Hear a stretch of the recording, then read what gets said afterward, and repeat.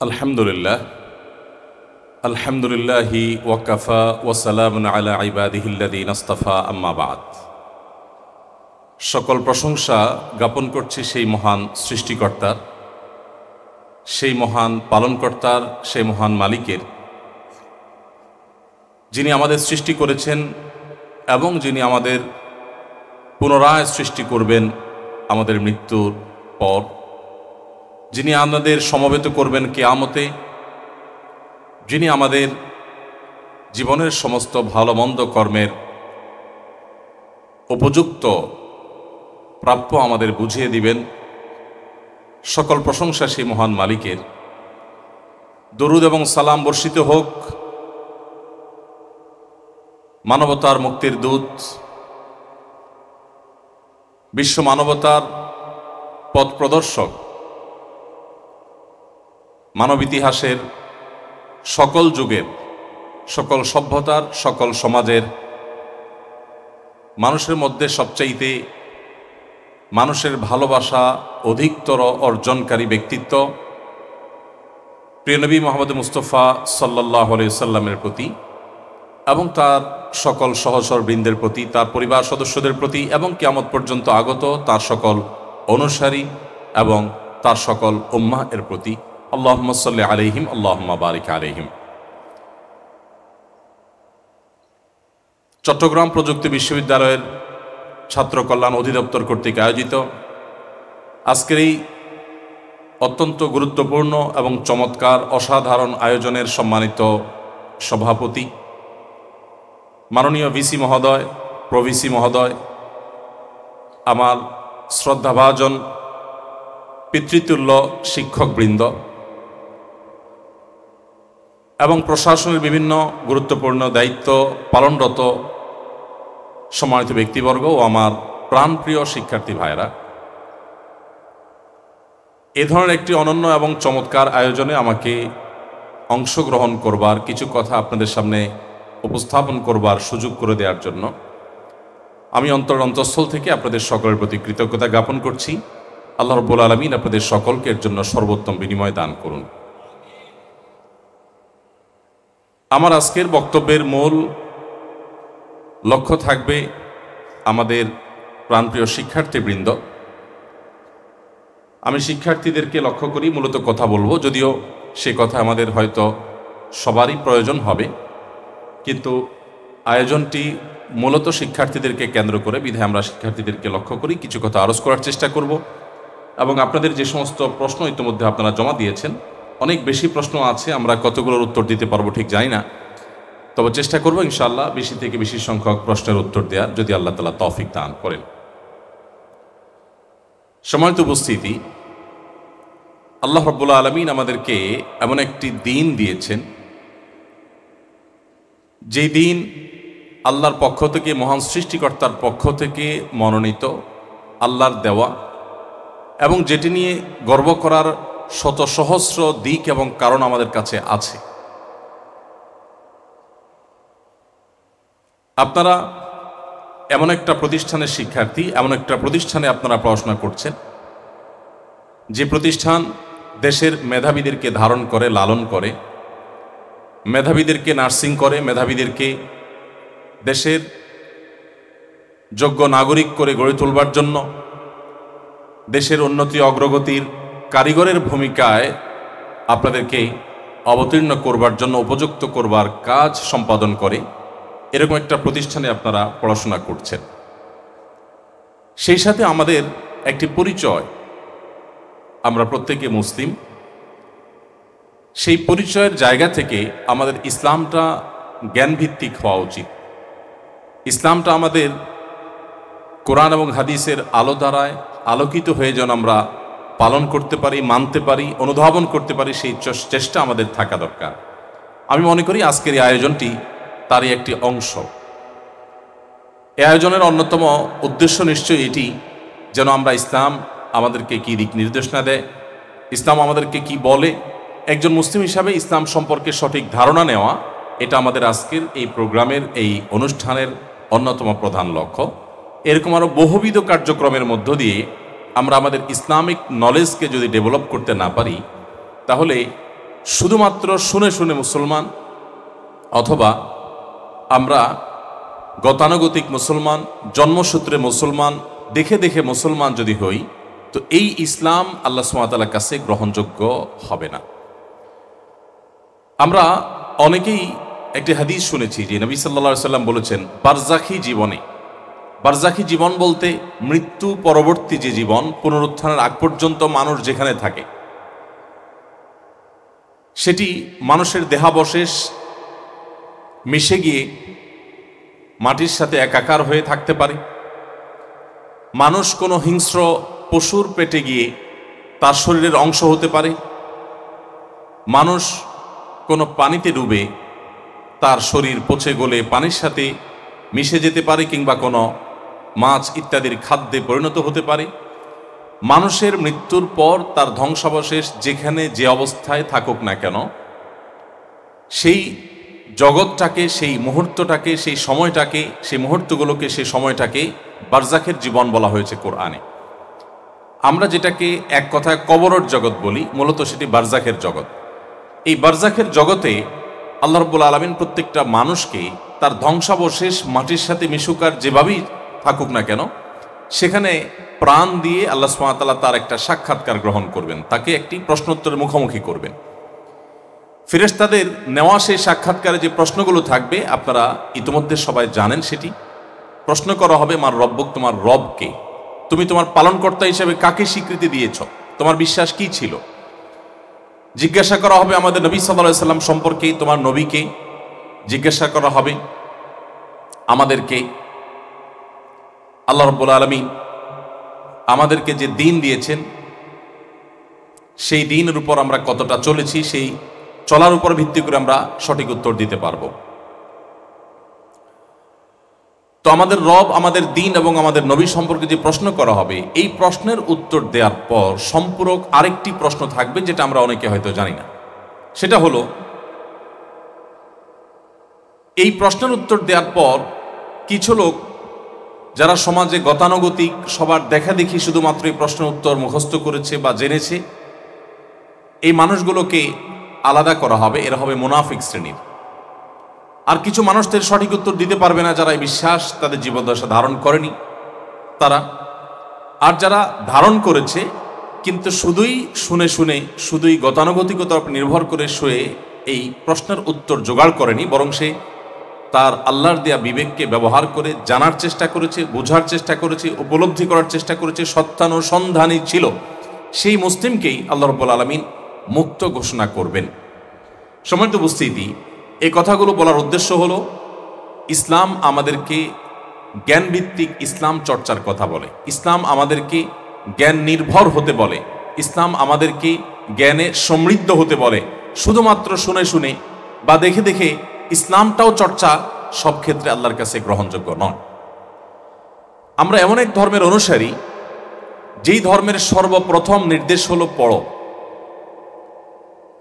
2024 সনের এই সময়ে আমরা প্রত্যেকটা মানুষ পৃথিবীর প্রতিটা প্রান্তে জ্ঞান অর্জন করবার গুরুত্ব আমরা উপলব্ধি কম বেশি করতে পেরেছি। আমরা জানি জ্ঞান অর্জন করা কত গুরুত্বপূর্ণ। আমাদের দেশের বাস্তবতাও যদি আমরা বলি, আজ থেকে 2-3 দশক 4 দশক আগেও এদেশের সর্বস্তরের সাধারণ মানুষ সবাই জ্ঞান অর্জনের গুরুত্ব এতটা অনুভব করত না যতটা অনুভব করে আজ। আজ একজন খেটে খাওয়া দিনমজুর বাবা, একজন মা, গৃহিণী, তারা পর্যন্ত উপলব্ধি করেন যে তাদের আদরের সন্তান, তাকে পড়ালেখা করে মানুষ করতে হবে, জ্ঞানে গুণে তাকে সমৃদ্ধ করতে হবে, তা না হলে তার ভবিষ্যৎ খুব বেশি উজ্জ্বল হওয়ার সুযোগ নেই। 2024 সনের এই পর্যায়ে দাঁড়িয়ে জ্ঞান অর্জনের গুরুত্ব নিয়ে আমরা অনেক কথা বলতে পারি, অনেক গবেষণা, অনেক রিসার্চ করতে পারি, অনেক আর্টিকেল, অনেক প্রবন্ধ নিবন্ধ আমরা উপস্থাপন করতে পারি। কিন্তু আমরা যদি একটু 1450 বছর আগে ফিরে যাই, আমি বিনয়ের সাথে আহ্বান করব, আমরা একটু 1450 বছর আগের পৃথিবীতে একটু ফিরে যাওয়ার চেষ্টা করি। সেই পৃথিবীতে জ্ঞান অর্জনের কথা বলা, এটা ছিল সমাজের সবচাইতে অপ্রয়োজনীয় কথা, সবচাইতে পানসে কথা, যে কথার কোনো গুরুত্ব সমাজের কোনো মানুষ বুঝতো না। বিশেষ করে আমাদের প্রিয় নবী সাল্লাল্লাহু আলাইহি সাল্লাম যেই সমাজে এসেছেন, আপনারা সবাই অবগত আছেন, জাহিলি যুগ বলা হয় যে সমাজকে, বর্বরতার যুগ বলা হয় যে সমাজকে, সেই সমাজকে পরিবর্তন করবার জন্য তিনি এসেছেন। তার আগমনের পূর্বের যে আরব কালচার এবং সংস্কৃতি ছিল, তখন নিজের জীবন্ত কন্যাকে বাবা নিজের হাতে মাটিতে পুঁতে ফেলত। রূপকথার গল্পের মতো মনে হলেও কোরআন সে ইতিহাস উল্লেখ করেছে। আজ আমরা নারীর অধিকার নিয়ে অনেক কথা বলি এবং শুনি, নারীকে কোনোভাবে নিগৃহীত হতে দেই না। আমরা আজ নারীর অধিকার নিয়ে প্রত্যেকটা মহল সোচ্চার। আমরা কি জানি পৃথিবীতে যখন নারী হিসেবে জন্মগ্রহণ করাটাকে অপরাধ মনে করা হতো, যখন একজন নারীকে মানুষের মর্যাদা দিতে পর্যন্ত সমাজ প্রস্তুত ছিল না,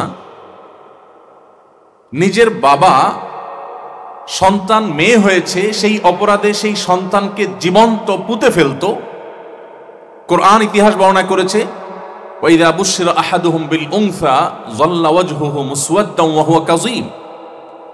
কারো কন্যা সন্তান হয়েছে এই সংবাদটি দেয়া হলে তার মুখ কালো হয়ে যেত, মলিন হয়ে যেত, তিনি ইয়াতাওয়ারা মিনাল কওম, কোরআন বলছে যে তিনি মানুষের চোখের আড়ালে চলে যেতেন, লোকচক্ষুর আড়ালে লুকোচুরি করতেন, মুখ দেখাতে চাইতেন না, কারণ তিনি কন্যার বাবা হয়েছেন, এটা তার জন্য লজ্জাস্কর মনে করা হতো। ঠিক সেই রকম একটি সময় এসে ইসলাম নারীকে শুধুমাত্র জীবন্ত মেয়েকে কবর থেকে, প্রথিত মেয়েকে কবর থেকে শুধু তুলে এই জমিনে রেখে দেয়নি, বরং নারীকে সেখান থেকে তুলে আকাশে রেখে দিয়েছে। আপনারা জানেন কোরআনে কারিমে একটি সূরা আছে যেটি কোরআনে কারিমের সবচেয়ে বড় সূরাগুলোর একটি, সেই সূরার নাম হলো সূরাতুন নিসা বা নারীদের সূরা। কোরআনে কারিমে কোন সূরা সূরাতুর রিজাল বা শুধু পুরুষদের জন্য স্পেশাল কোন সূরা বলতে কোন সূরা নাজিল হয় নাই, কিন্তু নারীদের জন্য স্পেশাল সূরা নাজিল হয়েছে। শুধু একটি নয়, আরো একাধিক সূরা রয়েছে, সূরা তালাক, সূরা তাহরিম, সম্পূর্ণ নারীদের বিধিবিধান সেখানে আল্লাহ তাআলা বর্ণনা করেছেন, নারীদের অধিকার নিয়ে কথা বলেছেন। আমাদের প্রিয় নবী সাল্লাল্লাহু আলাইহি সাল্লাম বলেছেন, কোন বাবা যদি 3টি এমনকি 2টি কন্যা সন্তান জন্ম দেন, কোন বাবা কোন মা যদি তাদেরকে সঠিকভাবে লালন পালন করেন, সঠিক দীক্ষা দেন, তাদেরকে সঠিক পথে পরিচালিত করেন, বিপদগামিতার হাত থেকে রক্ষা করেন, কোন প্রকার বৈষম্য না করেন, তাদের প্রতি আন্তরিকতাপূর্ণ আচরণ প্রদর্শন করেন, তো নবী সাল্লাল্লাহু আলাইহি সাল্লাম বলেছেন সেই বাবা মায়ের জন্য তিনি জান্নাতের দায়িত্ব নিয়েছেন। অথচ আমার জানা মতে এমন কোন হাদিস নেই যে হাদিসে 2টি কিংবা 3টি নয়, 1 ডজন পুত্র সন্তানের বাবা বা মা হলেও তার জন্য জান্নাতের সুসংবাদ দেয়া হয়েছে, এমন কোন হাদিস আমার জানা নেই। নারীকে শুধুমাত্র মুক্তি দেয়নি, নারীকে এমন আসনে বসিয়েছে ইসলাম যা আমরা আজ কল্পনাও করতে পারি না। সম্মানিত উপস্থিতি, আমি আবারও এই ইস্যুতে আপনাদেরকে অনুরোধ করব যে আজকের বাস্তবতার সাথে আমরা এটাকে না মিলিয়ে আসুন 1400 বছর আগের পৃথিবী কেমন ছিল, সেই বাস্তবতার সাথে যদি আমরা মিলাতে যাই তাহলে আমরা দেখব যে সমুদ্রের ঢেউ এবং তরঙ্গের বিপরীতে ইসলাম দাঁড়িয়ে শুধুমাত্র ঢেউকে থামায়নি, ঢেউর গতিকে বদল করে দিয়েছে। এটাই ইসলাম। যখন পৃথিবীতে নারী হিসেবে জন্মগ্রহণ করাটা অপরাধ মনে করা হতো, তখন নারীকে শুধুমাত্র সেই ব্লেম থেকে, সেই মিথ্যা অভিযোগ থেকে, সেই করুণ পরিণতি থেকে রক্ষা করেছে তা নয়, নারীকে এমন একটা মর্যাদা ইসলাম বসিয়েছে যে আজ নারী অধিকার নিয়ে আমরা যারা সোচ্চার, আমরা যারা কথা বলছি, আমরা তাদের অধিকার নিয়ে কাজ করছি, আমাদের জন্মেরও বহুকাল আগে যারা আজ এই সমস্ত অধিকার নিয়ে অনেক বেশি কথা বলছেন, এই বিষয়গুলো তাদের মাথায় আসারও বহুকাল আগে, শত শত বছর আগে ইসলাম নারীকে সে আসনে আসীন করে রেখেছে। আজ আমরা যে জ্ঞান অর্জনের কথা বলছি, জ্ঞান চর্চার কথা বলছি, জ্ঞান ভিত্তিক পৃথিবীর কথা বলছি, জ্ঞানের আলোয় আলোকিত বিশ্ব নিয়ে আমরা কাজ করছি, আমাদের এই কাজগুলো আমরা যখন করছি তার থেকে প্রায় 1500 বছর আগে জ্ঞান অর্জনের গুরুত্ব ইসলাম এতটাই দিয়েছে যে মহাগ্রন্থ আল কোরআনে আল্লাহ সুবহানাহু ওয়া তাআলা বহু আদেশ করেছেন, বহু নিষেধ করেছেন, বহু বিধিবিধান দিয়েছেন মানবতার কল্যাণে। তার ভিতরে সর্বপ্রথম নির্দেশ হলো ইকরা। নামাজ নয়, রোজা নয়, হজ নয়, জাকাত নয়, বাবা মার প্রতি সদাচরণ নয়, অন্য কোনো বিষয় নয়, আল্লাহ সুবহানাহু ওয়া তাআলার প্রথম নির্দেশ হলো ইকরা, পড়ো। আপনি সেই ধর্মের অনুসারী যেই ধর্মের সর্বপ্রথম নির্দেশ হলো পড়ো। পৃথিবীতে আরেকটি মতবাদ, আরেকটি মতাদর্শ, আরেকটি আইডিওলজি, আরেকটি ধর্ম আপনি দেখাতে পারবেন না যেখানে সর্বপ্রথম অর্ডার হলো পড়ো। তাও সেই সমাজে এই অর্ডার এসেছে, সেই সময়ে এই নির্দেশ এসেছে যেই সময়ে মানুষের আসল যোগ্যতা, মানুষের আসল গর্বের বিষয় ছিল তার পেশি শক্তি। পেশি শক্তির উপর ভিত্তি করে মানুষের মর্যাদা নির্ণয় করা হতো। জ্ঞান অর্জন করাকে সমাজের সবচেয়ে অপ্রয়োজনীয় কাজ মনে করা হতো। জ্ঞানের কোনো মূল্য যখন ছিল না, সেই সমাজের বুকের উপর দাঁড়িয়ে সর্বপ্রথম নির্দেশ পড়ো, এটি নাজিল করেছে ইসলাম। আপনি সেই ইসলামের অনুসারী। সম্মানিত উপস্থিতি, ঠিক একইভাবে আমি আরো অনেকগুলো উদাহরণ হয়তো পেশ করতে পারবো, যেই উদাহরণগুলো দেখলে আমাদের কাছে পরিষ্কার হবে যে ইসলাম এটি কোনো মানুষের দেয়া, মানুষের আবিষ্কার করা বা মানুষের বানানো কোনো ধর্ম বা জীবন বিধান নয়। এটা মহান সৃষ্টিকর্তার দেয়া এমন এক জীবন বিধান, যেই জীবন বিধানের প্রতিটি আদেশ নিষেধ হাজার হাজার বছর মনে হবে, যেটা এখনকার বাস্তবতার সাথে সম্পূর্ণ সামঞ্জস্যপূর্ণ, একেবারেই শাশ্বত, একেবারেই বাস্তবমুখী। সম্মানিত উপস্থিতি, আমরা আজ পরিবেশ নিয়ে কথা বলছি। গোটা পৃথিবীতে যে কয়েকটা টপিক নিয়ে গোটা পৃথিবী আমরা সোচ্চার, পৃথিবীর প্রত্যেকটা দেশ সোচ্চার, পৃথিবীর প্রতিটা বড় বড় সংস্থাগুলো সোচ্চার, সেগুলোর মধ্যে থেকে আমি দুটি পয়েন্ট নিয়ে ইতিমধ্যে কথা বলেছি। আরেকটি পয়েন্ট নিয়ে আমি শেষ করতে চাই এই বিষয়ে। আমরা জানি পরিবেশ নিয়ে আমরা সবাই দুশ্চিন্তায় আছি। গোটা পৃথিবীর প্রাকৃতিক ভারসাম্য হারিয়ে ফেলছে। এমন কিভাবে আমাদের পরিবেশকে রক্ষা করা যায়, এটা নিয়ে পৃথিবীর সমস্ত নেতৃবর্গ, সকল বড় বড় সংস্থাগুলো কাজ করছে। আপনারা জেনে অবাক হবেন, অথবা কারণ আপনাদের অনেকের জানাও থাকার কথা, যে আমাদের প্রিয় নবী সাল্লাল্লাহু আলাইহি সাল্লাম 1450 বছর আগে আমাদের পরিবেশ রক্ষা করবার জন্য যে সমস্ত কথা বলে গেছেন, যে সমস্ত নির্দেশনা দিয়ে গেছেন, সেগুলো এখনো পর্যন্ত আমরা অনেকে জানিও না। সেগুলো এখনো পর্যন্ত আমাদের সমাজে পরিবেশ নিয়ে যারা দুশ্চিন্তায় আছেন তারা অনেকে জানেন না। আমি ঢাকা একটি বেসরকারি টেলিভিশন চ্যানেলের প্রোগ্রামে পরিবেশের উপরে কিছু কথা বলার পর দেশের পরিবেশ নিয়ে কাজ করা একজন ব্যক্তিত্ব, স্বনামধন্য ব্যক্তিত্ব, সম্মানিত ব্যক্তিত্ব, তিনি মঞ্চ থেকে নেমে এসে আমাকে বললেন, আমি অ্যাজ এ মুসলিম আমি আজও পর্যন্ত জানতাম না যে আমাদের প্রিয় নবী সাল্লাল্লাহু আলাইহি সাল্লাম পরিবেশ রক্ষার জন্য এই নির্দেশগুলো দিয়ে গেছেন। আমি তো যেন আপনার কথাগুলো শুনে আকাশ থেকে নেমে পড়লাম যে ইসলামে এত সুন্দর সুন্দর কথা বলা আছে পরিবেশ নিয়ে। আমরা পরিবেশ রক্ষার জন্য এত চেষ্টা করে যাচ্ছি, অথচ এদেশে বেশিরভাগ মানুষ আমরা মুসলিম নিজেদেরকে দাবি করি, আমাদের ইসলাম পরিবেশ নিয়ে এত কথা বলা আছে আমার নিজেরই জানা ছিল না। সম্মানিত উপস্থিতি, আমরা আজ বৃক্ষরোপণের কথা বলি, বৃক্ষরোপণের গুরুত্ব আমরা অনুধাবন করি, বৃক্ষ আমাদের জন্য কতটা প্রয়োজনীয় সেটা আমরা ফিল করি, অথচ সেই 1450 বছর আগে প্রিয় নবী সাল্লাল্লাহু আলাইহি সাল্লাম বলেছেন, তোমাদের কারোর হাতে যদি কোনো গাছের চারা থাকে, সেটা সে রোপণ করতে যাচ্ছে আর দেখতে পাচ্ছে ইসরাফিল সিংহা ফুৎকার দিবেন, মহাপ্রলয় হবে, সৃষ্টি জগৎ আল্লাহ তাআলা ধ্বংস করবেন, সব শেষ হয়ে যাবে, এমতো পরিস্থিতিতে তুমি কি করবে? একদিকে মহাপ্রলয় হয়ে সৃষ্টি জগতের সবকিছু তুলোর মতো উঠতে থাকবে, ধ্বংস হয়ে যাবে, কোরআন যার পৃষ্ঠা পৃষ্ঠা বিবরণ দিয়েছে সেটি এখনই হতে যাচ্ছে, তাহলে এই চারাটি মাটিতে পুঁতে তো কোনো লাভ নেই, এটি তো এখনই ধ্বংস হয়ে যাবে। এটা হলো একটি দিক। আর আরেকটি দিক হলো যে আমার হাতে চারা, আমি মাটিতে পুঁতে ফেলবো, মহাপ্রলয় হয়ে যদি ধ্বংস হয়ে যায় সেটি আমার হাতে নয়, তবে আমি আমার সাধ্য অনুযায়ী পরিবেশ রক্ষার জন্য, পরিবেশের ভারসাম্য টিকিয়ে রাখার প্রয়োজনে আমি আমার করণীয় কাজটুকু করব। নবী সাল্লাল্লাহু আলাইহি সাল্লাম বলেছেন, এই দ্বিতীয় অপশনটি তোমরা গ্রহণ করবে, অর্থাৎ মহাপ্রলয় হয়ে সব শেষ হয়ে যাবে, এটা নিশ্চিত হওয়ার পরও তোমার হাতে থাকা চারা তুমি লাগাতে ভুল করবে না, তুমি অবশ্যই সেটি লাগাবে। আর যদি লাগাও, যখনই আমরা কোনো গাছ লাগাবো, নবী করিম সাল্লাল্লাহু আলাইহি সাল্লাম বলেছেন, এই গাছ যখন বড় হবে, এই গাছ থেকে যখন বিভিন্ন পশু পাখি প্রাণী এমনকি পোকামাকড় খাবে, তাদের খাদ্য আহরণ করবে, তাদের খাদ্যের ব্যবস্থা এবং যোগান দিলে একটা প্রাণীকে জীবিত রাখার প্রয়োজনে তার খাদ্য জোগাড় দেওয়ার জন্য আমি যে কাজ করলাম তার জন্য যে পরিমাণ সওয়াব বা আল্লাহর কাছে পুরস্কার এবং বিনিময় লাভ করব, আমি বৃক্ষরোপণ করার মাধ্যমে এই বৃক্ষ থেকে যে মানুষ উপকার লাভ করবে, পশু পাখি উপকৃত হবে, বিভিন্ন প্রাণী উপকৃত হবে, তাদের সবাইকে খাদ্য দান করার সমান সওয়াব আমি শুধুমাত্র বৃক্ষরোপণ করার মধ্য দিয়ে পেতে পারি। আমরা অনেকে সাদেকা জারিয়ার কথা শুনেছি মসজিদ মাদ্রাসা নির্মাণ করা।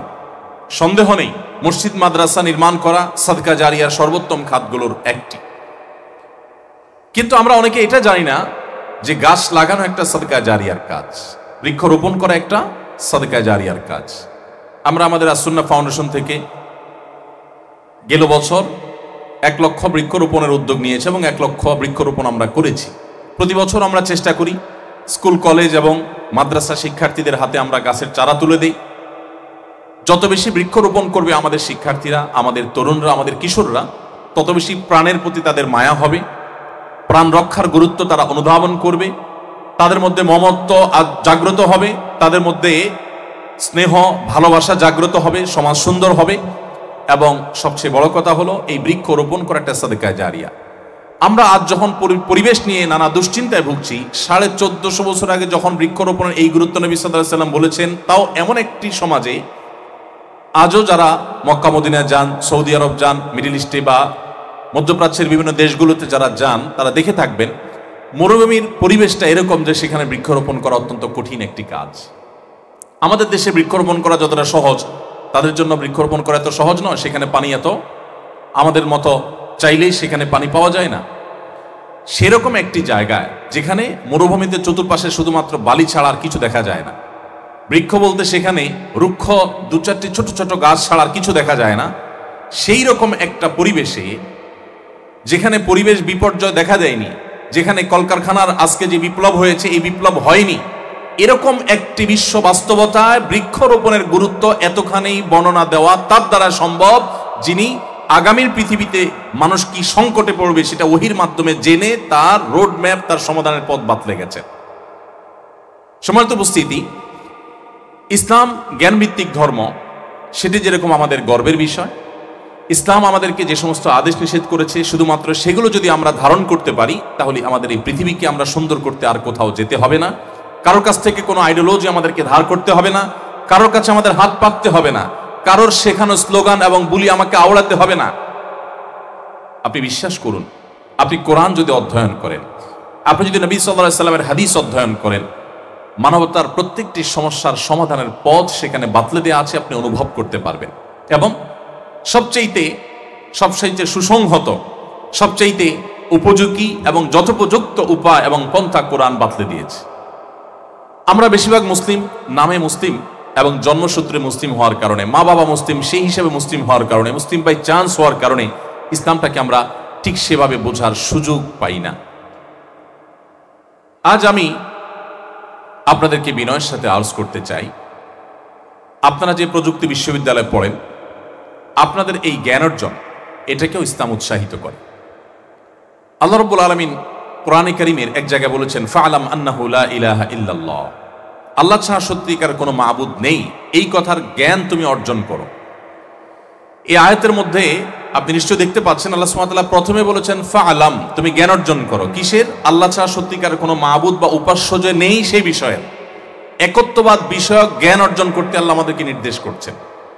এই বিষয়টিকে ইমাম বুখারী রহমতুল্লাহি আলাইহি কোরআনের পর হাদিস গ্রন্থের মধ্যে সবচেয়ে বিশুদ্ধতর হাদিস গ্রন্থ, কালজয়ী গ্রন্থ সহিহ বুখারীর রচয়িতা, তিনি তার হাদিস গ্রন্থে একটি অধ্যায় রচনা করেছেন, যে অধ্যায়ের শিরোনামটা হলো বাবুল ইলমি ক্বাবলাল কাওলি ওয়াল আমালি বি। অর্থাৎ এই অধ্যায়টি হলো ইসলাম যে আমাদেরকে যে কোনো বিষয়ে বলা এবং করার আগে তার জ্ঞান অর্জন করতে নির্দেশ করে সে সংক্রান্ত অধ্যায়। নিশ্চয় আমরা লক্ষ্য করতে পারছি যে যে কোনো কিছু আমরা বলবো যা বা করব, ইসলাম বলে আগে সে বিষয়ে তুমি জ্ঞান অর্জন করো, তারপর তুমি বলবে এবং করবে। আল্লাহ তাআলা বলেছেন, ওয়ালা তাখফু মা লাইসা লাকা বিহি ইলম, তোমার যে বিষয়ে কোনো ধারণা নেই সে বিষয়ে তুমি কোনো অবস্থান গ্রহণ করতে যাবে না, মন গড়া বানোয়াট কোনো কথা বলতে যাবে না। শুধু জ্ঞান অর্জনের গুরুত্ব ইসলাম কতটা দিয়েছে, আল্লাহ সুবহানাহু ওয়া তাআলা অন্য আয়াতে বলেছেন, কুল হাল ইয়াস্তাবিল্লাযিনা ইয়ালামুনা ওয়াল্লাযিনা লা ইয়ালামুন, যারা জ্ঞানী, যারা জানে আর যারা জানে না, তারা কি কখনো সমান হতে পারে? কখনো সমান হতে পারে না। কোরআনের পাতায় পাতায় জ্ঞান অর্জনের গুরুত্ব আল্লাহ সুবহানাহু ওয়া তাআলা আমাদের সামনে পেশ করেছেন। আমি আবারও বলছি, এটি সেই সমাজে আল্লাহ সুবহানাহু ওয়া তাআলা নাজিল করেছেন যেই সমাজে বা যেই পৃথিবীতে জ্ঞানার্জনকে মানুষ এতটা গুরুত্ব দিত না, আজ আমরা পৃথিবীতে যতটা গুরুত্ব দিতে পারছি। আমরা যদি সেই সমাজের পার্সপেক্টিভ থেকে আল্লাহর এই আদেশগুলোকে, এই নির্দেশগুলোকে আমরা মেলাবার চেষ্টা করি, তখন আমরা বুঝতে পারবো কোরআন এটা আল্লাহর পক্ষ থেকে আসা শাশ্বত মহাগ্রন্থ। সম্মানিত উপস্থিতি, আল্লাহ রাব্বুল আলামিন কলমের সাহায্যে মানুষকে শিক্ষা দিয়েছেন, সে বিষয়ে আল্লাহ সুবহানাহু ওয়া তাআলা একেবারে প্রথম দিকে নাজিল হওয়া আয়াতগুলোতে উল্লেখ করেছেন। এই সমস্ত আয়াতগুলো উপস্থাপন করার মাধ্যমে আমার উদ্দেশ্য হলো আপনাদেরকে এই বার্তা দেওয়া যে আপনি আমি, আমরা যে ধর্মের অনুসারী, আমরা যে মুসলিম পরিচয় ধারণ করে গর্ববোধ করি, আমরা ইসলামের শাশ্বত হওয়ার, ইসলাম আল্লাহর পক্ষ থেকে মনোনীত দিন হওয়ার, ইসলাম পৃথিবীর সবচেয়ে বাস্তব ভিত্তিক জীবন বিধান হওয়ার, ইসলাম আল্লাহর পক্ষ থেকে আমাদের জন্য একমাত্র চলার জীবন ব্যবস্থা, যেটি সকল যুগে সকল সমাজের মানুষের জন্য প্রাসঙ্গিক। ইসলামের একটি নির্দেশ, একটি নিষেধও কোনো সমাজের মানুষের জন্য, কোনো সভ্যতার মানুষের জন্য অপ্রাসঙ্গিক নয়।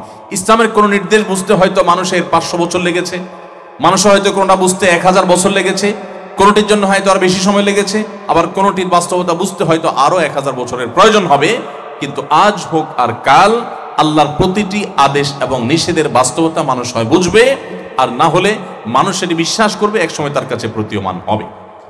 এরকম একটি দিন আমরা অনুসরণ করি, কিন্তু সেটা বেশিরভাগ মানুষই আমরা না জেনে না বুঝে আমরা গতানুগতিক ইসলামটা চর্চা করি। আমি আজ আপনাদের প্রতি উদাত্ত আহ্বান রাখতে চাই, আসুন আমরা ইসলামকে জেনে বুঝে আমাদের ইসলামটাকে আমরা পালন করার চেষ্টা করি এবং জ্ঞানভিত্তিক ইসলাম চর্চা করার চেষ্টা করি।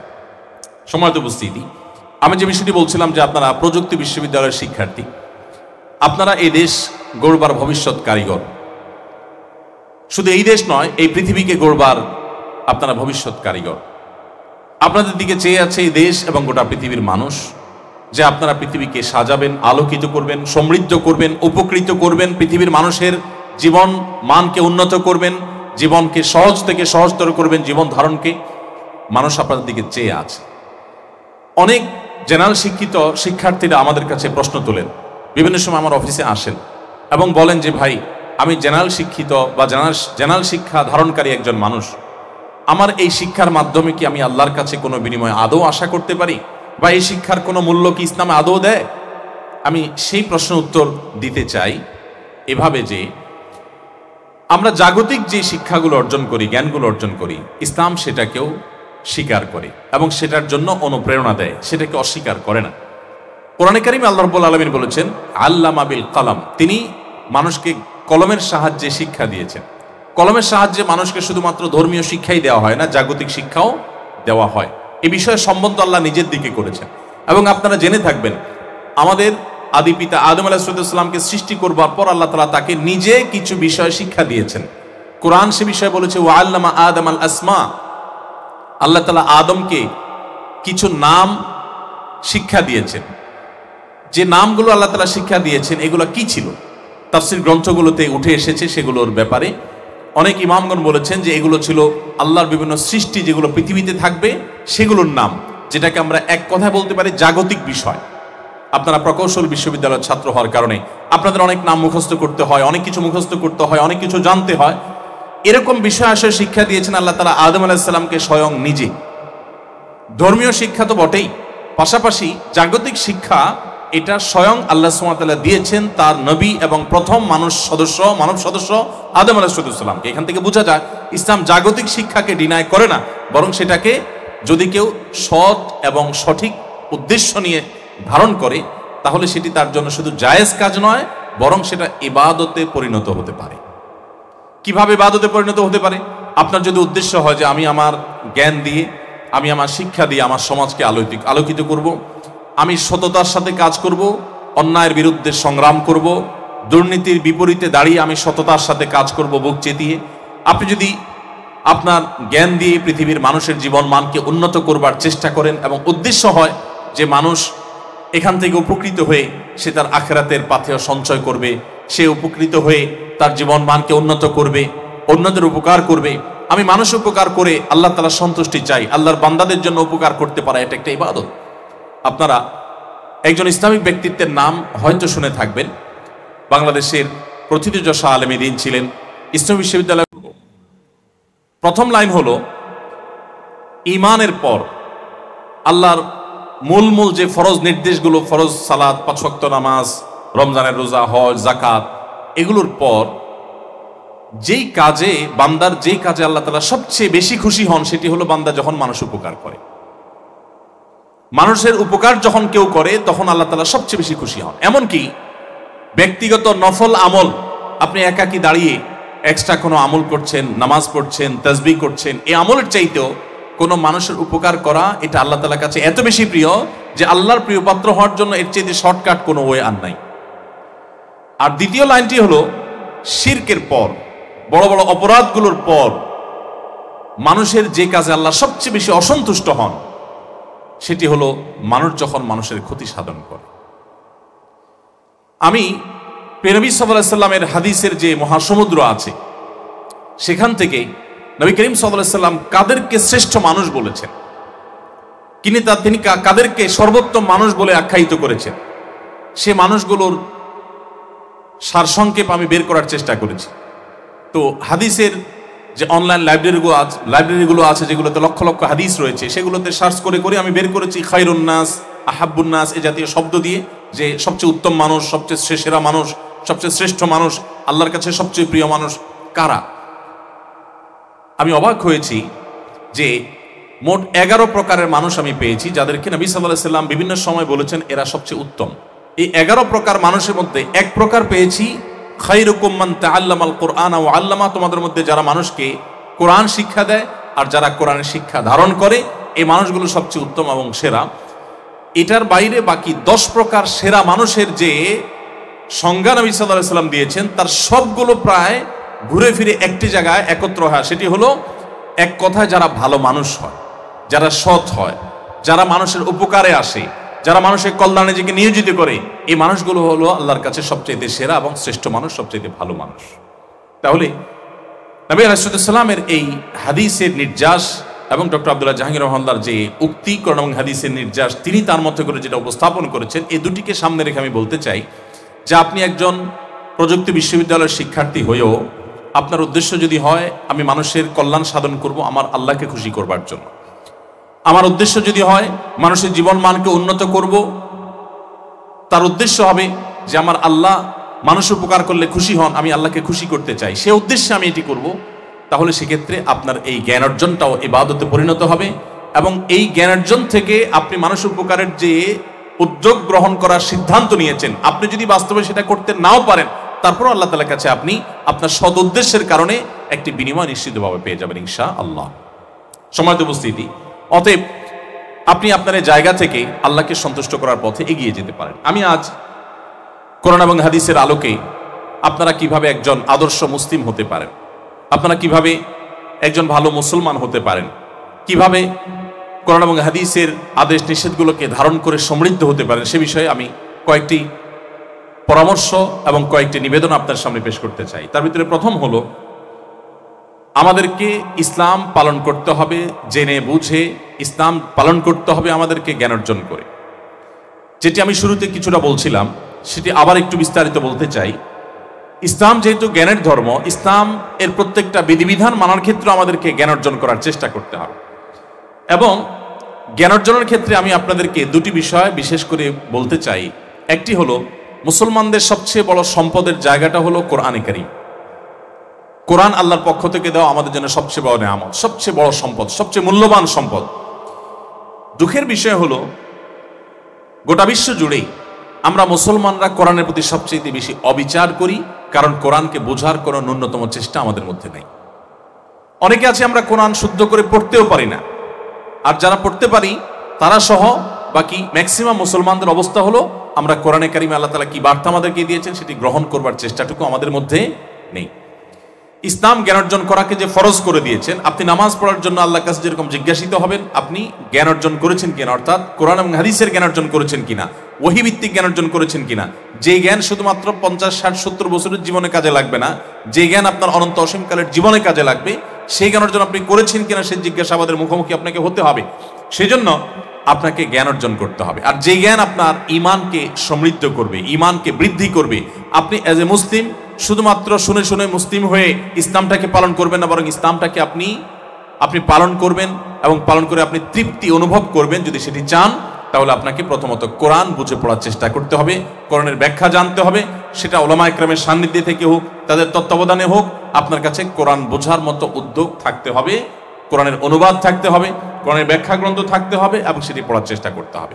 পৃথিবীর ইতিহাসে যত মানুষ অমুসলিম ছিলেন এবং ইসলামে এসেছেন, তারা নবী সাল্লাল্লাহু আলাইহি সাল্লামের যুগেও আজকের যুগেও তাদের বেশিরভাগ মানুষকে আপনি দেখবেন যে তারা কোরআন স্টাডি করে ইসলামের ছায়াতলে এসেছে। আমাদের মুসলমানদের আজকাল যে অবস্থা, আমাদের কাজকর্ম, আমাদের আচার আচরণ, আমাদের লেনদেন, আমাদের সার্বিক অবস্থা এতটাই অধপতিত দুঃখজনক ভাবে যে আমাদেরকে দেখে অন্য ধর্মের মানুষরা ইসলামে আসবার মতো সেরকম কোনো কারণ আমরা অন্তত কেউই খুঁজে পাই না। কারণ আমরা আমাদের আদর্শ, আমাদের কর্ম দিয়ে তাদেরকে আকৃষ্ট করবার মতো সেরকম জীবন আমরা তৈরি করতে পারিনি, গঠন করতে পারিনি। এজন্য পৃথিবীতে বিভিন্ন প্রান্তে যারাই ইসলামে আসছে তাদের বেশিরভাগ দেখবেন যে কোরআনকে তারা স্টাডি করে, কোরআনকে পড়ে, কোরআন গবেষণা করে তারপর তারা ইসলামের ছায়াতলে আসছে। দ্বিতীয়ত যে বিষয়টি আপনাদেরকে আমি পড়ার জন্য অনুরোধ করব, বিশেষ করে ইসলামটাকে আপনি অনুভব করবার জন্য, ইসলামের জ্ঞান এটা দিয়ে আপনি আলোকিত হওয়ার জন্য, আপনার ইসলামটাকে আপনি এনজয় করতে পারবেন, ইসলামটা পেয়ে আপনি পরিতৃপ্ত অনুভব করতে পারবেন, আপনার ইসলামটাকে বোঝা মনে হবে না, আপনার নামাজটাকে একটা দায় মনে হবে না, এটাকে একটা আপনার জন্য ঝামেলা মনে হবে না, আপনি এটাকে খুব ভালোভাবে তৃপ্তির সাথে আপনি আদায় করতে পারবেন। এবং সেটার জন্য আপনাকে যেটি করতে হবে তা হলো নবী সাল্লাল্লাহু আলাইহি ওয়াসাল্লামের সিরাত পাঠ করতে হবে। প্রিয় নবী সাল্লাল্লাহু আলাইহি ওয়াসাল্লামের জীবন ইতিহাস, কমপক্ষে একটি জীবনী গ্রন্থ, সম্ভব হলে একাধিক জীবনী গ্রন্থ শুরু থেকে শেষ পর্যন্ত পড়ে শেষ করতে হবে। আমরা সমকালীন পৃথিবীর অনেক প্রভাবশালী ব্যক্তিবর্গ যারা ইসলাম এবং মুসলমানদের প্রতি বিদ্বেষ লালন করত, এরকম মানুষদের ইসলামে আসার ইতিহাস পর্যালোচনা করেছি এবং আমরা দেখেছি তারা প্রিয় নবী সাল্লাল্লাহু আলাইহি ওয়াসাল্লামের সিরাত পাঠ করে ইসলামের ছায়াতলে এসেছেন। এবং মক্কায় যে মানুষগুলো ইসলামে এসেছেন, মদিনায় যে মানুষগুলো ইসলামে এসেছেন, তাদের কেউ ইসলামের পেশি শক্তি দেখে ইসলামে আসেন, তারা কেউ ইসলামের সম্পদ দেখে ইসলামে আসেন। তাদের প্রত্যেকটা মানুষ ইসলামে এসেছে হয় কোরআনের কারণে, আর না হলে নবী সাল্লাল্লাহু আলাইহি ওয়াসাল্লামের যে চরিত্র মাধুর্য আছে সেটার কারণে, তার সিরাতের কারণে, তার জীবনের কারণে। এই জন্য যত অমুসলিম আমার হাতে ইসলাম গ্রহণ করেছে, অথবা যে সমস্ত অমুসলিমের ইসলাম গ্রহণের মুহূর্তে আমি উপস্থিত ছিলাম আমার জীবনে, তাদের সবাইকে আমি একটি প্রশ্ন রাখার চেষ্টা করেছি। সেটি হলো, আমি সে অমুসলিম ইসলাম থেকে, অন্য ধর্ম থেকে ইসলামে আসা ভাইকে বা বোনকে আমি জিজ্ঞাসা করেছি যে আপনি ইসলামে আসছেন, আপনাকে অবশ্যই ওয়েলকাম, কিন্তু আমার আগ্রহের জায়গা, কৌতূহলের জায়গায় আপনি ইসলাম কি দেখে আসলেন, কি দেখে ইসলামে আসলেন, কি দেখে ইসলাম গ্রহণ করলেন। কারণ আমরা মুসলমানরা তো এমন জীবন গঠন করতে পারিনি আমাদের কোরআন এবং হাদিসের আলোকে যা দেখে আপনি মুগ্ধ হয়ে ইসলামে আসতে পারেন। আপনার ইসলামে আসার কারণটা কি, রহস্যটাকে আমি জানতে চাই। আমি প্রত্যেকটা নমুসলিমকে জানার, জিজ্ঞাসা করার চেষ্টা করেছি এবং আমার অভিজ্ঞতা হলো বেশিরভাগ নমুসলিম আমাকে উত্তর দিয়েছে যে তারা কখনো কোনো না কোনোভাবে কোরআন পড়েছে, বুঝে, অথবা প্রিয় নবী সাল্লাল্লাহু আলাইহি ওয়াসাল্লামের জীবনী পাঠ করেছে। প্রিয় নবী সাল্লাল্লাহু আলাইহি ওয়াসাল্লামের জীবনী শুরু থেকে শেষ পর্যন্ত যদি আপনি একবার পাঠ করেন এবং খুব ভালো করে পাঠ করেন, আমি আল্লাহর উপরে ভরসা রেখে আপনাকে নিশ্চিত করে বলতে পারি আপনার ঈমানের যে প্যারামিটার, এটা এখন যেই জায়গাতে আছে, আপনি একটি সিরাত শুরু থেকে শেষ পর্যন্ত পড়ে শেষ করুন, আমি আল্লাহর উপরে ভরসা করে শপথ করে বলতে পারি আপনার ঈমানের প্যারামিটার অনেক উপরে উঠে যাবে ইনশাআল্লাহ। সম্মানিত উপস্থিতি, প্রিয় নবী সাল্লাল্লাহু আলাইহি সাল্লামের মধ্যে কি ছিল যে গোটা পৃথিবীকে আজও মাতিয়ে রেখেছেন? আমি একটি কথা বিভিন্ন সময় বলার চেষ্টা করি, গোটা পৃথিবীর ইতিহাসে যত মানুষ ছিলেন, যত মানুষের আগমন ঘটেছে, তাদের মধ্যে সত্যিকারের অমর হওয়া বলতে যা বোঝায় সেটা একমাত্র এখনো পর্যন্ত হয়ে আছেন নবী রাসূলগণ এবং আল্লাহর প্রতি বিশ্বাসী বান্দারা। আপনি আজ থেকে 2000, 4000, 5000 বছর আগের এমন একজন মানুষের নাম আমাকে বলতে পারবেন না যে মানুষ আল্লাহদ্রোহী ছিল, আল্লাহর প্রতি অবিশ্বাসী ছিল, অথচ তিনি তখনকার সময়ের অনেক ক্ষমতাধর ব্যক্তি ছিলেন, অনেক সম্পদশালী ছিলেন, অনেক হয়তো জনপ্রিয় মানুষ ছিলেন।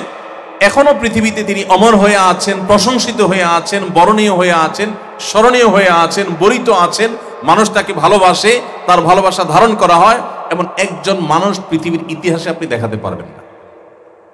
কিন্তু আমি আপনাকে এরকম শত মানুষ দেখাতে পারবো যারা তাদের সময়ে নিগৃহীত ছিলেন, তাদেরকে মানুষ ঠাট্টা বিদ্রুপ করত, তাচ্ছিল্য করত, ব্যঙ্গ করত, বলতো তোমরা অশিক্ষিত, তোমরা পিছিয়ে থাকা, তোমাদের পিছিয়ে পড়া মানুষ, তোমাদের অনুসরণ করে সব সমাজের অশিক্ষিতরা। নানাভাবে তাদেরকে কোণঠাসা করা হতো, কখনো তাদেরকে পাগল বলা হতো, কখনো উম্মাদ বলা হতো, কখনো জাদুকর বলা হতো, কখনো বিভিন্ন এরকম মন্দ উপাধি দ্বারা তাদেরকে ভূষিত করা হতো। সেই মানুষগুলো আজ হাজার হাজার বছর পরেও প্রাসঙ্গিক এবং স্মরণীয় এবং প্রশংসনীয়। আপনি যদি ইব্রাহিম আলাইহিসসালামের কথা বলেন, ৪,৫০০ বছর আগে চলে যাওয়া একজন মানুষ, ৪,৫০০ বছর আগে চলে যাওয়া একজন মানুষ আজও গোটা পৃথিবীতে তিনি আব্রাহাম নামে বা ইব্রাহিম নামে এক এক জনপদে এক এক নামে তিনি প্রশংসিত এবং স্মরণীয় এবং বরণীয়। আপনি ঈসা আলাইহিসসালামের নাম বলেন, মুসা আলাইহিসসালামের নাম বলেন, দাউদ আলাইহিসসালামের নাম বলেন, কোথাও ডেভিড, কোথাও দাউদ।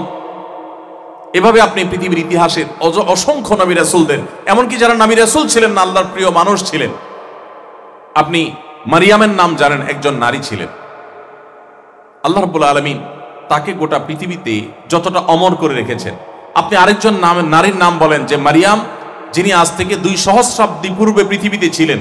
২ সহস্রাব্দী পূর্বে পৃথিবীতে থাকা একজন মানুষের নাম বলেন যিনি মারিয়ামের মতো এরকম জনপ্রিয়তা এবং মানুষের ভালোবাসা অর্জন করতে পেরেছে। একজন মানুষ আপনি দেখাতে পারবেন। আল্লাহ সুবহানাহু ওয়া তাআলা কোরআনে বলেছেন, আম্মা যাবাদু ফায়াযহাবু জুফাআ ওয়া আম্মা মা ইয়ানফাউন নাস ফায়ামকুসু ফিল আরদ। মানুষের জীবনমান উন্নত করা খুবই প্রয়োজনীয় কাজ, কিন্তু মানুষকে অনন্ত অসীমকালের জাহান্নামের যাত্রা থেকে সরিয়ে অনন্ত অসীমকালের চিরসুখের ঠিকানা জান্নাতের যাত্রার পথ ধরিয়ে দেওয়া, এটা হলো মানবতার সবচেয়ে বড় উপকার। আর এই উপকারটাই যুগে যুগে নবী রাসূলগণ করেছেন এবং তাদের অনুসারীরা করেছেন। আল্লাহ বলেছেন যারা মানুষের জন্য সবচেয়ে বেশি উপকারী তাদেরকে আল্লাহ পৃথিবীতে টিকিয়ে রাখবেন। আর এর বাইরে ফেনা যেগুলো আসলে মানুষের জন্য সেভাবে স্থায়ী উপকার বয়ে আনে না, সেগুলো এক সময় এই বুদবুদ এবং ফেনা হারিয়ে যাবে। সময়টা উপস্থিত আল্লাহ রাব্বুল আলামিন তার নবী রাসূলদেরকে অমর করে রেখেছেন, তারা অমর হয়ে আছেন, তাদেরকে আল্লাহ তাআলা সবচাইতে মানুষের কাছে প্রিয় করে রেখেছেন। আমি প্রায়শই বলার চেষ্টা করি, আপনাদের চট্টগ্রামের সবচাইতে ব্যস্ততম জায়গায়, ঢাকার সবচাইতে ব্যস্ততম জায়গা গুলিস্তান কিংবা মতিঝিলে কেউ যদি দাঁড়িয়ে আজ থেকে গত হওয়া ৫০০ বছর আগের, ৪০০ বছর আগের, ২০০ বছর আগের কোন রাজা, কোন মহারাজা, কোন ক্ষমতাধর, কোন জনপ্রিয় সেলিব্রিটি, কোন ব্যক্তি, তার নাম, তার বাপদাদার ১৪ গোষ্ঠীকে যদি কেউ গালিগালাজ করে, গালিগালাজ করা খারাপ জিনিস, যদি কেউ করে বা ভৎসনা করে বা তার নিন্দামন্দ করে, আপনি একজন মানুষকেও দেখবেন না যে এর জন্য বলে যে আমার খুব কষ্ট হচ্ছে, কেন এই লোকটাকে খারাপ বলছে, কেন এই লোকটার নিন্দামন্দ করা হচ্ছে, আমার কাছে বিষয়টা ভালো লাগছে না, আমি দুঃখ পাচ্ছি, এই কথা বলার মানুষ আপনি পাবেন না। কিন্তু মুহাম্মদ সাল্লাল্লাহু আলাইহি সাল্লামকে পৃথিবীর কোন একটা প্রান্তে কেউ যদি একটা কটু কথা বলে, গোটা পৃথিবীতে লক্ষ লক্ষ কোটি কোটি মানুষের হৃদয়ে রক্তক্ষরণ হয়। কি ছিল তার কাছে? কি ছিল তার কাছে যে ১৪৫০ বছর পরও তিনি প্রাসঙ্গিক? শুধু তিনি নন, যত নবী রাসূল গত হয়েছেন তাদের প্রত্যেকের অবস্থা একই, যে হাজার হাজার বছর পরও তারা পৃথিবীতে প্রাসঙ্গিক। আজকের সেলিব্রিটি ৫ বছর পর, তার মৃত্যুর ৫ বছর পর তার ফলোয়ার সংখ্যা সোশ্যাল মিডিয়াতে লক্ষ লক্ষ কিংবা কোটির ঘর ছাড়িয়ে যেতে পারে, কিন্তু সত্যি বলতে তার ভালোবাসায় আজ যারা অনেক কিছু প্রদর্শন করে, অনেক চেষ্টা করে, এই মানুষগুলোর কাউকে আপনি খুঁজে পাবেন না। অন্তত এইভাবে প্রদর্শন করবার কোনো সুযোগ নেই, তারা হারিয়ে যাবে। এটাই পৃথিবীর বাস্তবতা। একজনও নেই যারা টিকেছে, একমাত্র টিকেছে এই নবী রাসূলগণ, আল্লাহ এবং প্রিয় বান্দারা। কেন আপনাকে সিরাত পাঠ করতে হবে সেই কথা বলতে গিয়ে আমি এটি বলছিলাম। একজন মানুষ জন্মের আগে থেকে তার বাবা নেই, বাবা নেই বলতে বাবার মৃত্যু হয়ে গেছে, মায়ের গর্ভে থাকাকালীন সময়ে বাবার মৃত্যু হয়ে গেছে, তার জন্মের পরপর মাকে হারিয়েছে। এরপর যখন শৈশবে মাত্র একটু মাথা উঁচু করে দাঁড়াতে শিখছেন, তখন তার মাথার উপরে থাকা সবচেয়ে বড় বটবৃক্ষের মতো ছায়া দেওয়া মানুষটি তার দাদা আব্দুল মুত্তালিব, তাকে হারিয়েছে। এরপর যখন তিনি অসহায় হয়ে পড়লেন, একের পর এক পায়ের নিচ থেকে মাটিগুলো সরে যেতে লাগলো, তার সবচেয়ে বড় অবলম্বন ছিলেন, তার সবচেয়ে বড় ছায়া ছিলেন তার চাচা আবু তালেব। যখন সবচেয়ে কঠিন সময় আসলো তার, সবচেয়ে বড় পরীক্ষার মুখোমুখি হলেন তিনি, সবচেয়ে বড় বাধার মুখোমুখি হলেন তিনি, যখন মক্কার মানুষেরা তাকে হত্যা করবার জন্য বহু নীল নকশা প্রস্তুত করে রেখেছে। তখন তার সবচেয়ে বড় ছায়া, তার সবচেয়ে বড় আশ্রয়দাতা চাচা আব্দুল মুত্তালিবকে আল্লাহ তাআলা নিয়ে গেলেন। তার সবচেয়ে বড় আর্থিক যোগানদাতা, তার জীবন সঙ্গিনী খাদিজা রাদিয়াল্লাহু তাআলা আনহাকেও আল্লাহ নিয়ে গেলেন। একের পর এক দুনিয়াতে এসেছেন বিপদ মাথায় করে, আসার পর একটার পর একটা বিপদ কিভাবে ধেয়ে আসছে।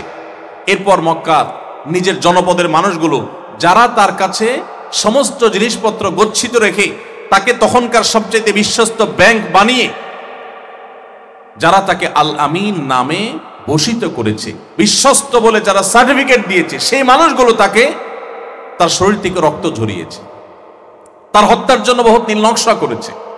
নিরুপায় হয়ে তাকে নিজের মাতৃভূমি ছেড়ে মদিনায় গিয়ে আশ্রয় নিতে হয়েছে। সেখানেও শান্তি থাকতে দেওয়া হয়নি, একের পর এক যুদ্ধ চাপিয়ে দেওয়া হয়েছে, একের পর এক ষড়যন্ত্র করা হয়েছে, তাকে সহ তার সমস্ত অনুসারীদেরকে ধ্বংস করার জন্য বহু উদ্যোগ নেওয়া হয়েছে, যার জন্য উহুদের ইতিহাস রচনা হয়েছে, যার জন্য খন্দকের ইতিহাস রচনা হয়েছে, যার জন্য অনেক বড় বড় ইতিহাস রচনা হয়েছে, যার জন্য অনেক কষ্ট তাকে করতে হয়েছে। শান্তিতে সেখানেও থাকতে দেওয়া হয়নি। কিন্তু অবাক করা বিষয় হলো, এত বাধা বিপত্তি মাথায় নিয়ে আসা মানুষটি গোটা পৃথিবীর গতি, প্রকৃতি এবং মোড়কে পরিবর্তন করে দিয়ে তারপর দুনিয়া থেকে গিয়েছে। কি ছিল তার কাছে?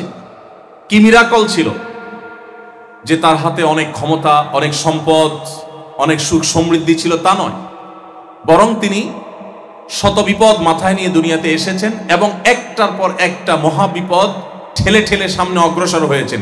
এরকম মানুষের পৃথিবীতে টিকে থাকাটাই তো সবচেয়ে বড় সাফল্য।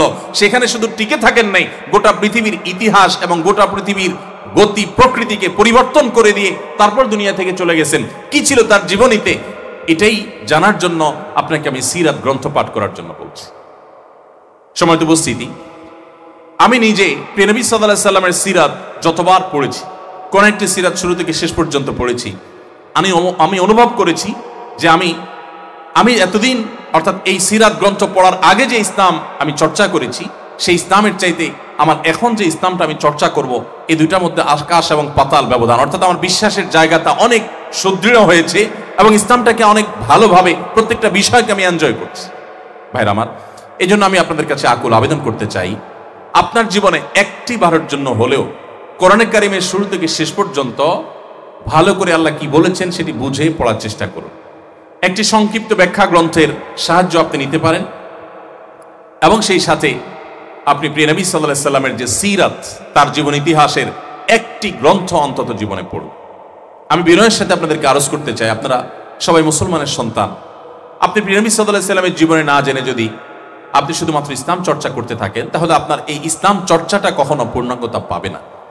আপনি যদি ইসলাম সম্পর্কে আপনার জানাশোনাকে ডেভেলপ করতে চান, বাড়াতে চান, সমৃদ্ধ করতে চান, এগিয়ে নিয়ে যেতে চান, তাহলে এই দুটির কোনো বিকল্প পথ আপনার সামনে খোলা নেই। অতএব আমি আপনাদেরকে অনুরোধ করব যে কোরআনটা এবং প্রিয় নবী সাল্লাল্লাহু আলাইহি ওয়াসাল্লাম সিরাতটা একটু পড়ে শেষ করুন একটি বার। আপনি যদি নির্মোহভাবে আগাগোড়া পড়ে শেষ করেন, আমি আবারও বলছি, আপনি আপনার মধ্যে এক অভাবনীয় আনন্দ অনুভব করবেন। কদিন আগে দেশের একজন স্বনামধন্য শিক্ষাবিদ, একজন বিশ্ববিদ্যালয়ের শিক্ষকের একটি উক্তি প্রসঙ্গে আপনারা অনেকে সোশ্যাল মিডিয়ার কল্যাণে জেনেছেন। তিনি বলেছেন, আমার জীবনের এতটুকু সময় পার করার পর, অর্থাৎ এত দেরিতে আমি কেন মহানবীর জীবনী পাঠ করেছি, আমার সে আক্ষেপটা এখন হয়। আপনাদের জন্য এই আক্ষেপটা আপনাদের মধ্যবয়স পার হওয়ার পর করতে না হয়, সেজন্য আমি আপনাদেরকে করজোড় করে নিবেদন করে গেলাম, আপনারা একবার প্রিয় নবী সাল্লাল্লাহু আলাইহি সাল্লামের পুরো জীবনের শুরু থেকে শেষ পর্যন্ত জীবনে যদি আপনি পড়তে চান, সমকালীন বিশ্বে খুব বেশি দীর্ঘ নয়, আবার একেবারে সংক্ষিপ্তও নয়, মাত্র কয়েকশো পৃষ্ঠার মধ্যে যে জীবনী গ্রন্থ গোটা পৃথিবীতে সমাদৃত, এবং সেই জীবনী গ্রন্থের রচয়িতা ভারতবর্ষেরই মানুষ, এবং গোটা পৃথিবীতে নবী সাল্লাল্লাহু আলাইহি সাল্লামের জীবনের উপরে যে কম্পিটিশন হয়েছে মক্কায়, সেই কম্পিটিশনে এটি প্রথম পুরস্কার পেয়েছে, চ্যাম্পিয়ন হয়েছে। সেই বইটি হলো আর রাহিক আল মাখতুম। এই বইটি অনেকে অনুবাদ করেছে, ভালো অনুবাদ দেখে, সবগুলোর মান সমান নয়, ভালো অনুবাদ দেখে এই বইটি আপনি সংগ্রহ করতে পারেন। শুধু একটি নয়, আমি অনুরোধ করব একাধিক পড়ার চেষ্টা করুন। ডক্টর আলী আস-সাল্লাবি মিশরের সমকালীন একজন বড় ইতিহাসবিদ, তিনি প্রিয় নবী সাল্লাল্লাহু আলাইহি সাল্লামের জীবনী লিখেছেন কয়েক খণ্ডে, আপনি সেটি পড়তে পারেন।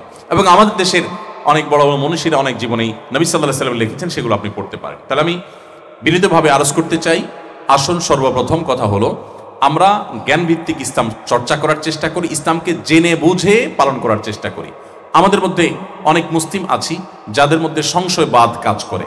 আমি জানি যে 5 ওয়াক্ত নামাজ পড়ার পরও আমাদের অনেকের মধ্যে সংশয় কাজ করে, সন্দেহ কাজ করে, এবং এর অন্যতম প্রধান কারণ হলো যে ইসলাম সম্পর্কে আমাদের জানাশোনা এত কম যে শয়তান আমাদের মধ্যে সংশয় এবং সন্দেহের দানা ঢুকিয়ে দেয়, আমাদেরকে বিভ্রান্ত করে, আমাদেরকে দোদুল্যমনা করে দেয়, আমাদেরকে কপট বিশ্বাসী করে দেয়, আমাদেরকে বিশ্বাস থেকে বিচ্যুত করে দেয়। আর সেজন্য আমি আপনাদেরকে বলবো যে আসুন ইসলামটা জেনে শুনে পালন করার চেষ্টা করি। আপনি ইসলাম বোঝার জন্য যে সমস্ত বই পুস্তক পড়তে পারেন, এর মধ্যে আমি যার নাম একটু আগে বললাম, ইসলাম বিশ্ববিদ্যালয় কুষ্টিয়ার প্রফেসর ছিলেন ডক্টর খন্দকার আব্দুল্লাহ জাহাঙ্গীর রহমতুল্লাহি আলাইহি, স্যারের লেখা বইগুলো আপনার সংগ্রহে থাকতে পারে, অসাধারণ। এবং বিশেষ করে স্যার বিশ্ববিদ্যালয়ের শিক্ষক হিসাবে সাধারণ মানুষের যে প্রয়োজন আছে, সাধারণ মানুষের যে জিজ্ঞাসাগুলো আছে, সেগুলোকে খুব চমৎকারভাবে সেগুলোর উত্তর স্যার উপস্থাপন করেছেন। অতএব আমি আপনাদেরকে বলতে চাই যে আসুন ইসলামের জ্ঞান আমরা অর্জন করার চেষ্টা করি, শুধুমাত্র বাবা মুসলমান মা মুসলমান সেই সূত্রে মুসলিম না হয়ে আমাদের কাছে যেন বই পুস্তক থাকে। এবং সংশয়বাদের উত্তর নিয়ে বহু বই আজকাল লেখা হচ্ছে এবং জেনারেল শিক্ষিত তরুণরা অনেক বই লিখছে। আমি আশা করব সেই বইগুলো আপনাদের শিয়রে থাকবে, আপনাদের আশেপাশে থাকবে, এগুলো আপনাদের মধ্যে থাকা সংশয়বাদকে দূর করবে, আপনাদের বিশ্বাসকে বদ্ধমূল করবে, আপনাদেরকে প্রশান্তির দুয়ারে নিয়ে যাবে ইনশাআল্লাহ তাআলা। নাম্বার 2, আমি দ্বিতীয় যে অনুরোধটা আপনাদেরকে করতে চাই তা হলো 5 ওয়াক্ত নামাজ সঠিকভাবে আদায় করবেন। দেখুন, নামাজ আদায় করা ছাড়া কেউ নিজেকে ভালো মুসলমান দাবি করবার কোনো সুযোগ নেই। ইসলামের নামাজ এমন একটি ইবাদত যার কোনো বিকল্প নাই। প্রত্যেকটা ইবাদতের কম বেশি বিকল্প আছে, কিন্তু নামাজ বা সলাতের কোনো বিকল্প নাই। সলাতের বিকল্প একমাত্র সলাত। নামাজ যদি কেউ দাঁড়িয়ে পড়তে না পারে, ইসলাম বলে বসে পড়তে। যদি বসেও যদি পড়ার মতো সক্ষমতা না থাকে, ইসলাম বলে শুয়ে ইঙ্গিতে পড়তে, প্রয়োজনে মনে মনে পড়তে, যতক্ষণ সেন্স আছে ততক্ষণ নামাজ পড়তে বলে। আমাদের প্রিয় নবী সাল্লাল্লাহু আলাইহি সাল্লামের জীবনের একেবারে শেষ মুহূর্তে যখন মৃত্যুর মুখোমুখি তিনি, তখন তিনি নিজে হেঁটে নামাজ পড়বার জায়গাটা পর্যন্ত যাওয়ার শক্তি সামর্থ্য ছিল না। সামান্য কয়েক গজ জায়গা, এই জায়গাটা পার হতে গিয়ে তিনি 2 সাহাবীর কাঁধে ভর করে নিজের পাটাকে টানতে টানতে গিয়ে সেখানে গিয়ে সালাত আদায় করেছেন, তারপরে জামাতে নামাজ পড়েছেন। অতএব জামাতে নামাজটা আমরা পড়বার চেষ্টা করব। নামাজ যদি আমরা ধীরস্থিরতার সাথে পড়ি, সুন্দরভাবে পড়ি, নামাজে কি পড়ছি সেটা আমরা বোঝার চেষ্টা করি, তাহলে নামাজটা আমাদের কাছে বোঝা মনে হবে না, বরং নামাজটা আমাদের জন্য তৃপ্তিদায়ক একটা ইবাদত হবে। নামাজটাকে আমরা এনজয় করতে পারবো। সাহাবা ইকরাম নামাজ পড়তে গিয়ে ঘন্টাকে ঘন্টা দাঁড়িয়ে থাকতেন। নবী সাল্লাল্লাহু আলাইহি সাল্লাম রাতের বেশিরভাগ সময় দাঁড়িয়ে নামাজ পড়তেন। নামাজের মধ্যে কি এমন আছে যে ঘন্টায় ঘন্টা দাঁড়িয়ে দাঁড়িয়ে নামাজ পড়তে তার ভালো লাগা কাজ করত? নিশ্চয়ই এই জিজ্ঞাসার থেকে আমাদের নামাজের সেই সুপ্ত রহস্য আবিষ্কার করা দরকার এবং নামাজ পড়া দরকার। অনেক আলেমদের মতে, অনেক ইমামদের মতে ইচ্ছাকৃত যারা ঠান্ডা মাথা নামাজ পড়ে না, সে নিজেকে মুসলমান দাবি করবার কোনো সুযোগ নেই। ইসলামে মুসলমান হতে হলে আপনাকে 5 ওয়াক্ত নামাজ পড়তেই হবে, এছাড়া মুসলমান থাকবার কোনো সুযোগ না। বিধায় আপনাকে আমি বলবো যে আপনি 5 ওয়াক্ত নামাজ আপনি আদায় করুন। নামাজ আমাদেরকে নিয়মানুবর্তিতা শিখায়। আজকাল আমাদের অনেক ফিজিক্যাল এক্সারসাইজ করার কথা বলা হয়, অনেক ব্যায়ামের কথা বলা হয়। নামাজের মধ্যে যে উপকারিতা আছে, আপনি সুন্নাহ সম্মত উপায়ে প্রতিদিনের সমস্ত ফরজ নফল সুন্নাত নামাজগুলো আপনি আদায় করেন, আপনার শরীরে যে পরিমাণ ব্যায়াম হবে, যে পরিমাণ এক্সারসাইজ হবে, সেটা অন্য অনেক এক্সারসাইজ দিয়ে, অন্য সাধারণ ব্যায়াম দিয়ে হবে না। অতএব ব্যায়ামের উদ্দেশ্যে নয়, আল্লাহ সন্তুষ্টির উদ্দেশ্যে আমরা সালাত আদায় করবো, পাশাপাশি আমরা এই উপকারিতা লাভ করবো ইনশাআল্লাহ। নাম্বার 3, আপনারা সবাই বয়সের তরুণ। অতএব আপনাদের প্রতি আমার বিশেষভাবে তরুণ হওয়ার কারণে 2টি অনুরোধ থাকবে। নাম্বার 1, আপনার যৌবনকে হেফাজত করুন। বিবাহ বহির্ভূত সম্পর্ক থেকে বেঁচে থাকার চেষ্টা করুন। আপনার সামনে বিবাহ বহির্ভূত অবৈধ এবং হারাম রিলেশন করার বহু হাতছানি আছে, আমি জানি, কিন্তু মনে রাখবেন মানব সভ্যতা পৃথিবীতে টিকে আছে বিবাহের মাধ্যমে। শুধুমাত্র ইসলামে নয়, গোটা পৃথিবীতে যত ধর্ম ছিল, পৃথিবীর সকল সভ্যতা দাঁড়িয়ে আছে ধর্মের উপর। ধর্মের বাইরে পৃথিবীর কোনো সভ্যতা দাঁড়িয়ে নাই। গোটা পৃথিবীর ইতিহাস আপনি ঘেঁটে দেখেন, মানুষ পৃথিবীতে টিকে আছে যে প্রক্রিয়ার মধ্য দিয়ে, সেটা হলো বিবাহ। বিবাহ বহির্ভূত সম্পর্ক, এটাকে কোনো সমাজ যদি খুব বেশি অ্যাপ্রিসিয়েট করে, একটা পর্যায়ে তাদের প্রজন্ম সংকটে পড়তে দেখা যায়। আপনি পশ্চিমা পৃথিবীকে দেখেন, আপনি পূবের দুনিয়াকে দেখেন, আপনি চায়নাকে দেখেন, আপনি ইটালি আমেরিকা দেখেন, আপনি কোরিয়াকে দেখেন, আপনি জাপানকে দেখেন, আপনি থাইল্যান্ডকে দেখেন।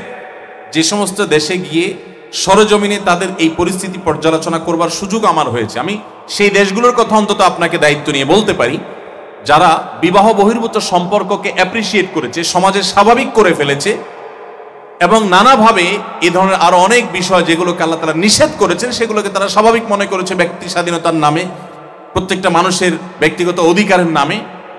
এখন তারা ধুকে ধুকে মরছে, তাদের মধ্যে মানুষের জন্মের হার কমতে কমতে এমন একটা পর্যায়ে এসে ঠেকেছে যে আপনারা কদিন পর পর শুনেন অমুক এমবেসি আমাদের দেশের থেকে মানুষ নেওয়ার জন্য গণহারে ভিসা দিচ্ছে।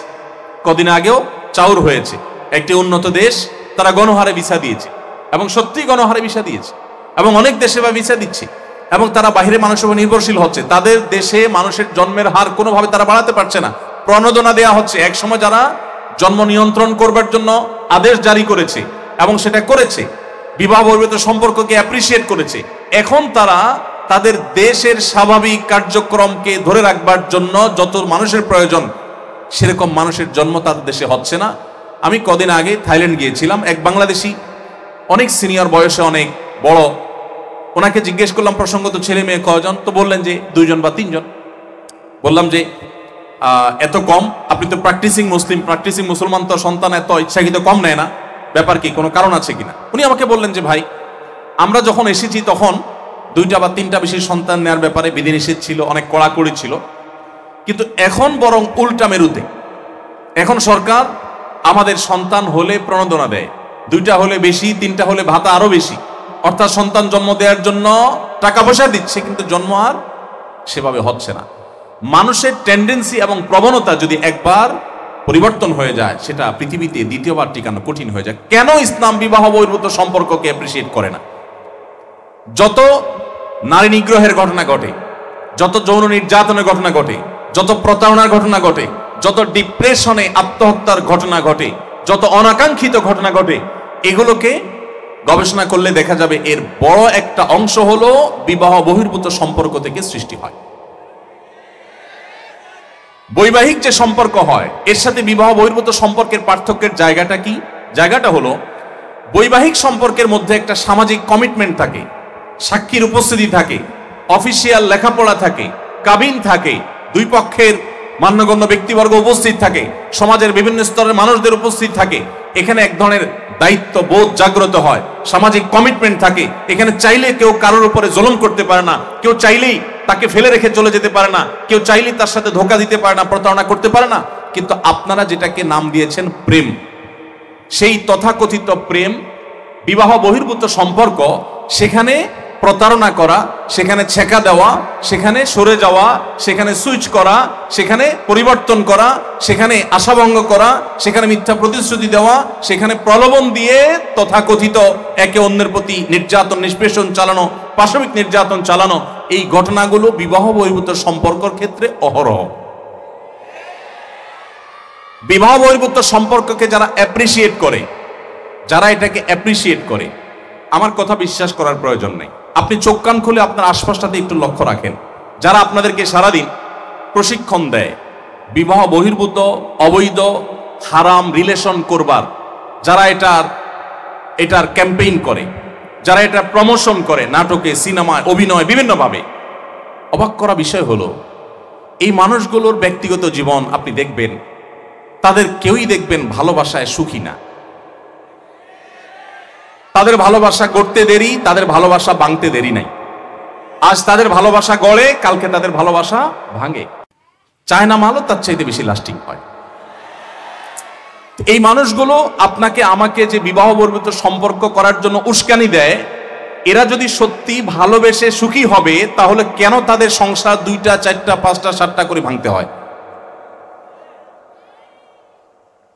ভাইরা আমার, এই তথাকথিত অবৈধ ভালোবাসার যত গান আছে, এই সমস্ত গানগুলোকে অ্যানালাইসিস করলে আপনি দেখবেন সবগুলোর সার কথা ঘুরে ফিরে প্রায় একটা বা কাছাকাছি। সেটা হলো যে এই সম্পর্কের কারণে, কাউকে ভালোবাসার কারণে, কারো ভালো লাগার কারণে আপনি জ্বলে পুড়ে শেষ হয়ে যাচ্ছেন, জ্বলে গেলাম, মরে গেলাম, শেষ হয়ে গেলাম, সমস্ত গানগুলোকে আপনি অ্যানালিসিস করেন, ঘুরে ফিরে এই জায়গায় এসে দাঁড়াবেন। এবং সত্যি সত্যি মানুষকে ডিপ্রেসড করে, সত্যি মানুষকে অশান্তির সাগরে হাবুডুবু খাইয়ে দেয়। দেখুন, বয়সের কারণে আপনাদের কাছে এই কথাগুলো অনেক পানসে মনে হবে, কিন্তু আপনি যখন পরিণত বয়সে যাবেন আপনি ঠিক অনুভব করতে পারবেন। এজন্য আপনার সকল বুকে থাকা ভালোবাসাকে জমিয়ে রাখুন। একজন মুসলমান যুবকের ভালোবাসা এটাকে নিবেদন করবার জায়গার অভাব পড়ে নাই যে সে অজায়গায় কুজায়গায় ভালোবাসা নিবেদন করে বেড়াবে। একজন মুসলিম নারী, একজন মুসলিম যুবতীর ভালোবাসা এটাকে নিবেদন করবার জায়গার অভাব পড়ে নাই যে সে অজায়গায় কুজায়গায় সেটাকে নিবেদন করতে যাবে। আপনার ভালোবাসা নিবেদন করবার সবচেয়ে বড় জায়গা হলো আপনার আল্লাহ। আপনি কখনো আল্লাহকে ভালোবাসা দিয়ে দেখেছেন? আপনি কখনো একটু চিন্তা করেছেন, আল্লাহ আমাকে দুটি চোখ দিয়েছেন, দুটি কান দিয়েছেন, আমাকে দুটি হাত দিয়েছেন, সুস্থ সবল শরীর দিয়েছেন, আল্লাহ আমাকে অনেক অনুগ্রহ করেছেন, অনেক অনুগ্রহের মধ্যে আল্লাহ রেখেছেন। আপনি আল্লাহর প্রতি কখনো ভালোবাসা নিবেদন করে দেখেছেন? আপনি আল্লাহকে কখনো ভালোবাসা দিয়ে দেখেছেন? আল্লাহ বলেছেন, ওয়াল্লাযীনা আমানু আশাদ্দু হুব্বাল লিল্লাহ, যারা ঈমান এনেছে আল্লাহর প্রতি তারা সবচেয়ে প্রগাঢ় ভালোবাসা আল্লাহকে দেয়। আল্লাহর চাইতে বেশি ভালোবাসা পৃথিবীতে কাউকে তারা দেয় না।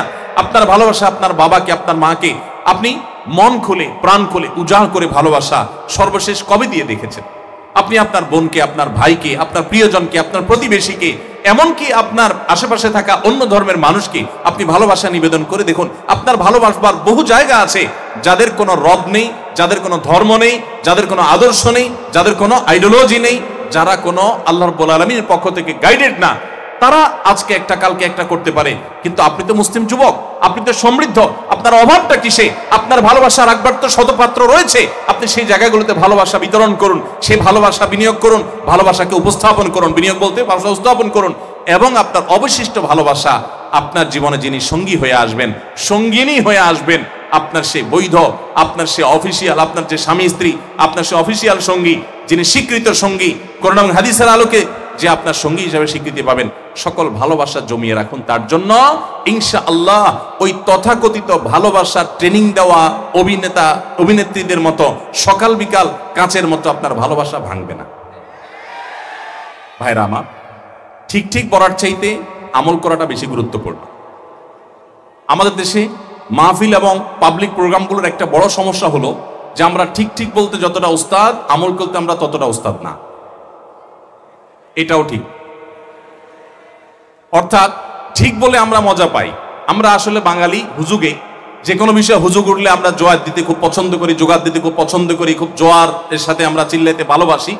বাট কাজের বেলা আমরা খুব বেশিরভাগ মানুষই সিরিয়াস না। আসুন আমরা সিরিয়াস হই, আল্লাহ আমাদেরকে তৌফিক দান করুন। যেই যুবক বা যেই যুবতী তার যৌবনকে একটু নিয়ন্ত্রণ করতে পারে না, কন্ট্রোল করতে পারে না, কোথাও ভালো লাগে কাজ করে, সে সেখানে কাজ হয়ে যায়, সেখানে সে সারেন্ডার করে ফেলে, সেখানে সে বসে পড়ে, সেখানে সে জমে যায়। এই যুবক বিশ্ব জয় তো দূরের কথা, সে নিজের নফস এবং প্রবৃত্তিকেই তো জয় করতে পারেনি। এই যুবক কিভাবে নিজেকে দাবি করে যে সে ওমরের আদর্শের সন্তান?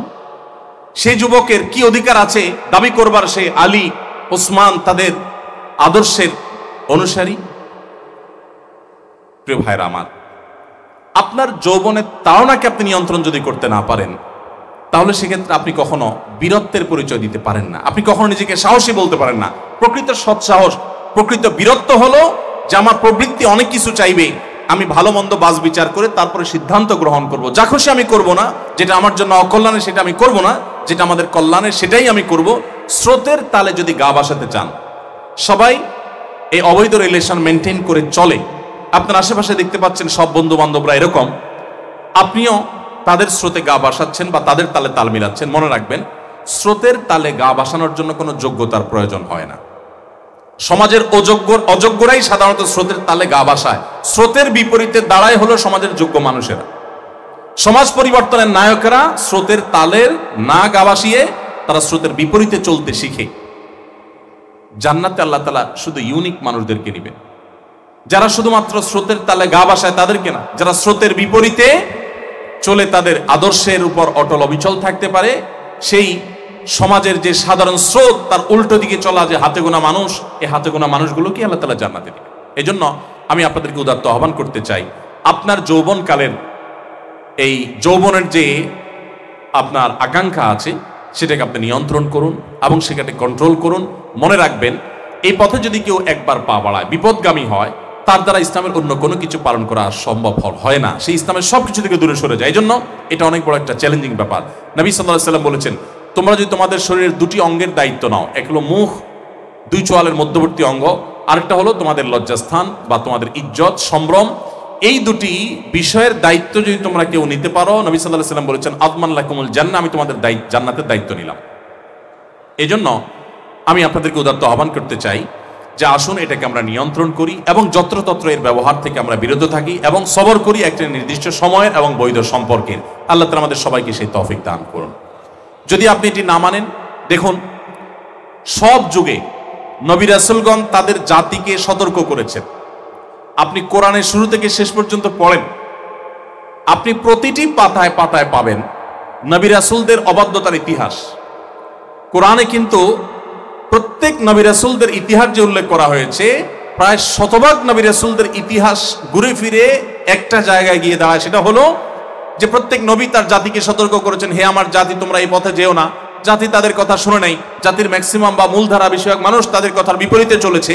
তাদের কথা শুনেছে খুব অল্প সংখ্যক মানুষেরা। সকল যুগেই এটি ঘটেছে। একজন নবীও পাবেন না যেই নবীর দাওয়াতে তার সমাজের সব মানুষ তার কথা শুনেছে অথবা সমাজের বেশিরভাগ মানুষ তার কথা শুনেছে। বেশিরভাগ মানুষ স্রোতের বিপরীতে চলেছে, তার নির্দেশের বিপরীতে চলেছে, স্রোতের তালে গা ভাসিয়েছে, আর তার কথা শুনেছেন খুব অল্প সংখ্যক মানুষ। গোটা কোরআনে দেখবেন কিন্তু যারা স্রোতের তালে গা ভাসিয়েছে তারা হারিয়ে গেছে, টিকে আছে সে মানুষগুলো যারা নবী রাসূলদের কথা শুনেছেন। আমি খুব ভালো করে জানি আমার এই কথাবার্তায় আপনি অবৈধ সম্পর্ক ছেড়ে দিবেন, এরকম ইমানদার, এরকম সাহসী, এরকম সত্যিকারের বীরত্ব আছে, সেরকম যুবকের সংখ্যা, সেরকম যুবতীর সংখ্যা খুবই কম। আমরা ঠিক ঠিক বলতে আমাদের তেমন কোনো কষ্ট হয় না, এটা খুব সহজে বলে ফেলতে পারি, কিন্তু আমাদের সিদ্ধান্ত পরিবর্তন করা অনেক কঠিন কাজ, এটা অনেকে পারি না। কিন্তু কোরআন এবং হাদিসের কথা, আল্লাহ এবং তার রাসূলের কথা যুগ যুগ নবী রাসূলগণ বলে গেছেন। কে শুনেছে কে শুনেনি তারা লক্ষ্যটার দিকে খেয়াল করেনি, আমরা সেই দায়িত্ব পালন করছি। আমি আশা করব যে আমরা প্রত্যেকে আমাদের যৌবনকে আমরা হেফাজত করব। দ্বিতীয়ত যে বিষয়টি বলতে চাই তা হলো, যৌবনের যে একটা উচ্ছলতা আছে, যৌবনের যে একটা আপনার উন্মাদনা আছে, এটির কারণে আমরা অনেকের প্রতি অবিচার করে ফেলি।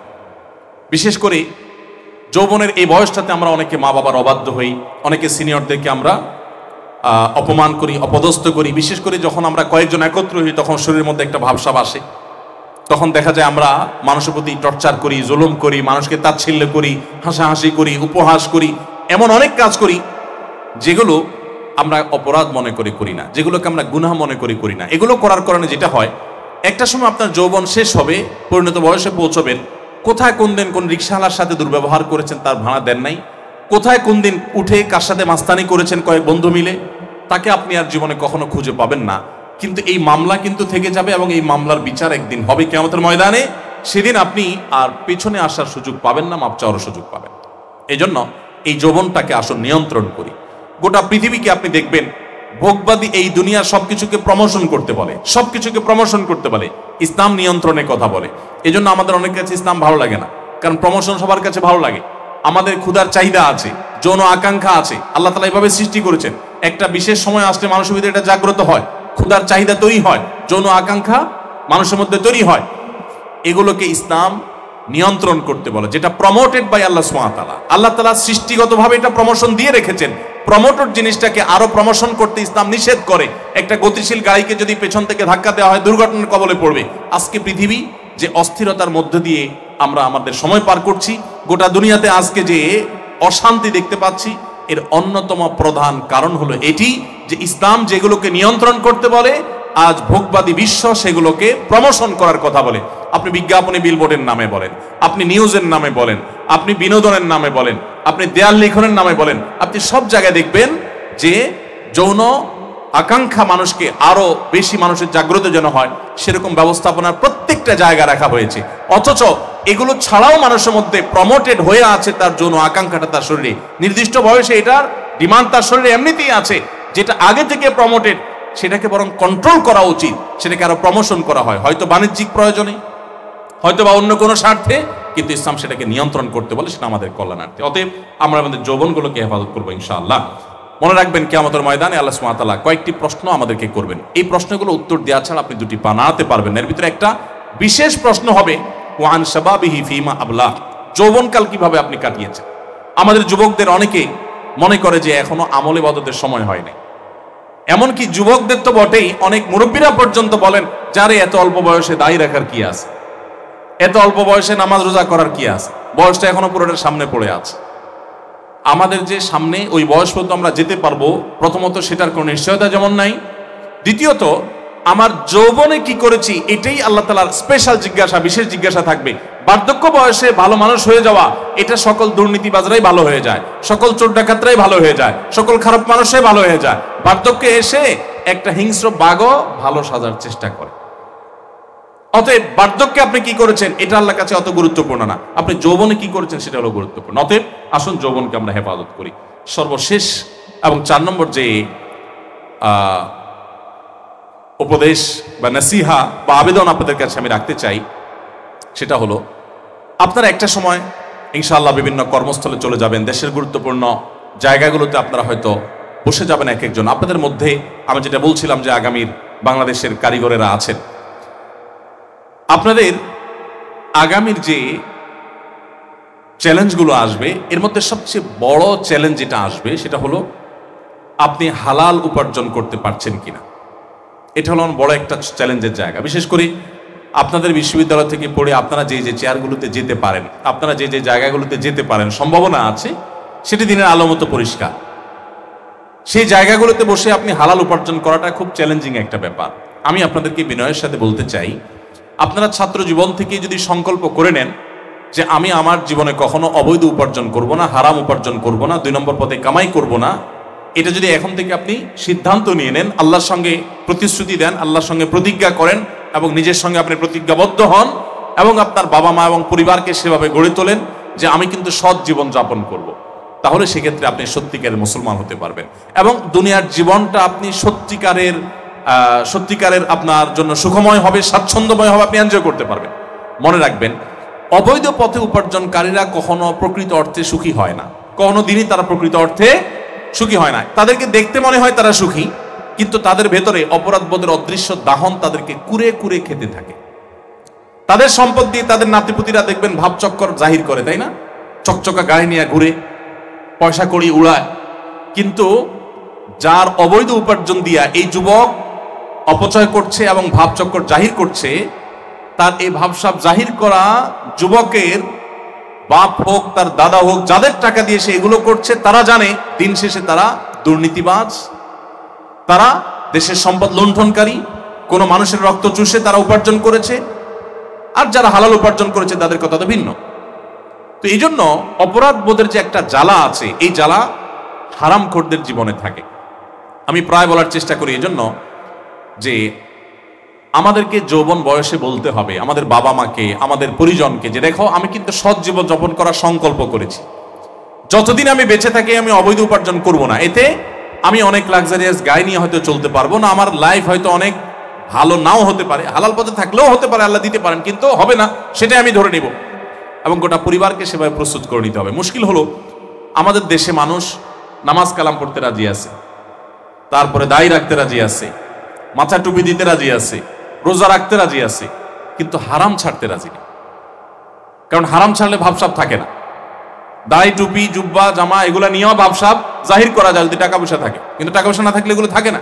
এই জন্য দেখবেন আমরা বিশেষ করে প্রবাসীদের একটা অভিযোগ শুনি সবসময় বাইরে গেলে, বলে ভাই এত কষ্ট করে টাকা পয়সা কামাই করে দিই, এরপর মা বাপ খুশি না, বলে যে অমুকের ছেলে তোর পরে বিদেশ গেছে, দেখ কত কিছু করে ফেলছে। আপনি চাকরি করবেন, বলবে তোর সাথে চাকরি করে দেখ কত কিছু করে ফেলছে, তুই কি করলি? এরকম হাজারটা কথা পরিবার থেকে আসবে, ঘর থেকে আসবে, আশপাশ থেকে আসবে। সেজন্য সংকল্প করতে হবে হালাল উপার্জন করার। মনে রাখবেন, আমাদের সমাজে যত নামাজি পাওয়া যায় তত সৎ মানুষ পাওয়া যায় না, যত রোজাদার পাওয়া যায় তত হালাল খোর পাওয়া যায় না। অথচ কোন কোন ক্ষেত্রে, আমি নামাজের সাথে কম্পেয়ার করছি না, কোন কোন ক্ষেত্রে আমাদের অনেক নফল আমল, অনেক ভালো ভালো কাজের চাইতে হালাল উপার্জন করার গুরুত্ব অনেক বেশি। কোরআনে আল্লাহ বলেছেন ইয়া আইয়ুহার রাসূলু কুলু মিনাত তাইয়্যিবাতি ওয়া আমালু সালিহা, হে রাসূলগণ, আল্লাহ তার নবী রাসূলদেরকে বলতেছেন কুলু মিনাত তাইয়্যিবাত, তোমরা হালাল খাও, ওয়া আমালু সালিহা, এবং ভালো কাজ করো। দেখুন এখানে ভালো কাজ করা পরে বলেছেন আল্লাহ, আগে বলেছেন হালাল ভক্ষণ করো, উপার্জন যেন হালাল হয়। তাহলে আমাদের উপার্জন হালাল হওয়াটা হলো গুরুত্বপূর্ণ। আজকাল আমাদের সমাজে অঘোষিত একটা বিষয় এস্টাবলিশড হয়ে আছে, সেটা হলো যে যৌবনে বা মধ্যবয়সে বা আমাদের যখন কর্মক্ষম থাকি তখন আমরা উপার্জন করতে থাকি, হালাল হারাম বাজ বিচার দরকার নাই। আমরা দুই হাতে টাকা কামাই করি, টাকার পাহাড় যখন হয়ে যাবে এরপর আমরা কিছু মসজিদে, কিছু মাদ্রাসা, কিছু ওয়াজ মাহফিলে, কিছু হুজুরদের হাদিয়া তোফা, কিছু খাওয়ায়া দেওয়া, কিছু ইতিম গরিবকে দান, কিছু চ্যারিটি এবং সেবামূলক কাজ এগুলো করি। সমাজের মানুষ আমাদেরকে মারহাবা দেয়, নারায়ে তাকবীর দেয়, সুবহানাল্লাহ আলহামদুলিল্লাহ বলে, ওয়েলকাম করে, আমাদেরকে হাজী সাহেব গাজী সাহেব উপাধি দেয়। কিন্তু দিন শেষে যে আমি টিনচোর সাহেব, গমচোর সাহেব, দুর্নীতি সাহেব, বাদ সাহেব, দেশের টাকা লুণ্ঠনকারী সাহেব, মানুষের রক্ত চোষা সাহেব, এটা তো আপনারটা আপনি জানেন, আমারটা আমি জানি। মানুষের চোখে ধুলি দেওয়া সম্ভব, কিন্তু আল্লাহ তাআলা আপনার প্রিভিয়াস হিস্ট্রি জানেন, আল্লাহর চোখে ধুলি দেওয়া সম্ভব না। আর সেজন্য 2 নম্বর পথে উপার্জন করে আমি শেষে এসে হাজী সাহেব সেজে যাব, এটা কখনো ইসলামের পথ নয় এবং এটা কোনো সঠিক পথ নয়। এই জন্য আপনাদের প্রতি আমার উদাত্ত আহ্বান হবে যে আপনারা আসুন, সবাই হালাল উপার্জন করার জন্য সংকল্প করুন, চেষ্টা করবেন তো ইনশাআল্লাহ। আল্লাহ আপনাদের সবাইকে তৌফিক দান করুন। আমি আবারও এক নজরে বলছি যে আমরা আজকে 4টি উপদেশ আপনাদের সামনে নিবেদন করার চেষ্টা করেছি। তার ভিতরে 1 নম্বর হলো আসুন জ্ঞানভিত্তিক ইসলাম চর্চা করার চেষ্টা করি, কোরআনে কারিমটা বুঝে পড়ার চেষ্টা করি, প্রিয় নবী সাল্লাল্লাহু আলাইহি ওয়াসাল্লামের সিরাতের একটা গ্রন্থ অন্তত পড়ে শেষ করি শুরু থেকে শেষ পর্যন্ত। সেই সাথে ইসলামের অন্যান্য বিষয়গুলো, মৌলিক বিষয়গুলো জানবার জন্য কিছু বই পুস্তক আমরা কিনি, পড়তে থাকি। একটা হাদিস গ্রন্থ আমাদের কাছে থাকুক। ইসলাম নিয়ে যে সমস্ত সংশয় তৈরি করে সংশয়বাদীরা বা নাস্তিকেরা বা অন্য ধর্মাবলম্বীরা, তাদের সংশয়গুলো দূর হওয়ার জন্য উপযোগী বহু বই বাজারে এখন পাওয়া যায়। তরুণদের লেখা বই পাওয়া যায়, জেনারেল শিক্ষিত তরুণদের লেখা বই পাওয়া যায়। সেই বইগুলো পড়ুন এবং নিজের বেসিক ইসলামটা শেখার জন্য অনলাইনে অফলাইনে বিভিন্ন কোর্স আছে, সেগুলো আপনি ইনভলভ হন এবং সেগুলো থেকে আপনি জ্ঞান অর্জন করুন, অর্থাৎ জ্ঞানভিত্তিক ইসলাম চর্চা করুন। এটি হলো প্রথম আপনাদের প্রতি আমার বিনীত আবেদন। নাম্বার 2, আপনাদেরকে আমি বলেছি যে 5 ওয়াক্ত সালাত, 5 ওয়াক্ত নামাজ এটা জীবনে কখনো ছাড়বেন না। এটাকে আপনার জীবনের সবচেয়ে অবধারিত, সবচেয়ে অপরিহার্য, জীবনের সবচেয়ে গুরুত্বপূর্ণ বিষয় আপনি বানিয়ে নেন যে এটা আমি কোনোভাবে ছাড়বো না, অন্য সব কিছুতে কম্প্রোমাইজ করবো, নামাজে কম্প্রোমাইজ করবো না। এখন থেকে আপনি সে বিষয়ে সংকল্প করে কাজ শুরু করে দেন, তাহলে আপনি আদর্শ মুসলমান হতে পারবেন। আপনার জীবনের অনেক বড় বড় বাধা, অনেক বড় বড় বিপত্তি, অনেক বড় বড় অন্যায়ের পথের যে আপনার হাতছানি, সেগুলো থেকে বাঁচার জন্য সালাত আপনাকে সাহায্য করবে। নাম্বার 3, যৌবনকে 2টি অন্যায় থেকে বাঁচিয়ে রাখার জন্য আমি বিশেষভাবে অনুরোধ করেছি। নাম্বার 1, আপনার যৌবনের যৌন চাহিদাকে অবৈধ এবং হারাম পথে পূরণ না করে আপনার বৈধ জীবন সঙ্গীর জন্য অপেক্ষা করুন এবং আপনার জীবনের এই যে উচ্ছলতা আছে সেটাকে আপনি নিয়ন্ত্রণ করুন। সেই সাথে যৌবনের উচ্ছলতার কারণে মানুষের সাথে যে দুর্ব্যবহার করে, মানুষ অধিকার নষ্ট করে, গায়ের জোর দেখাইতে যায়, সেগুলোকে নিয়ন্ত্রণ করুন।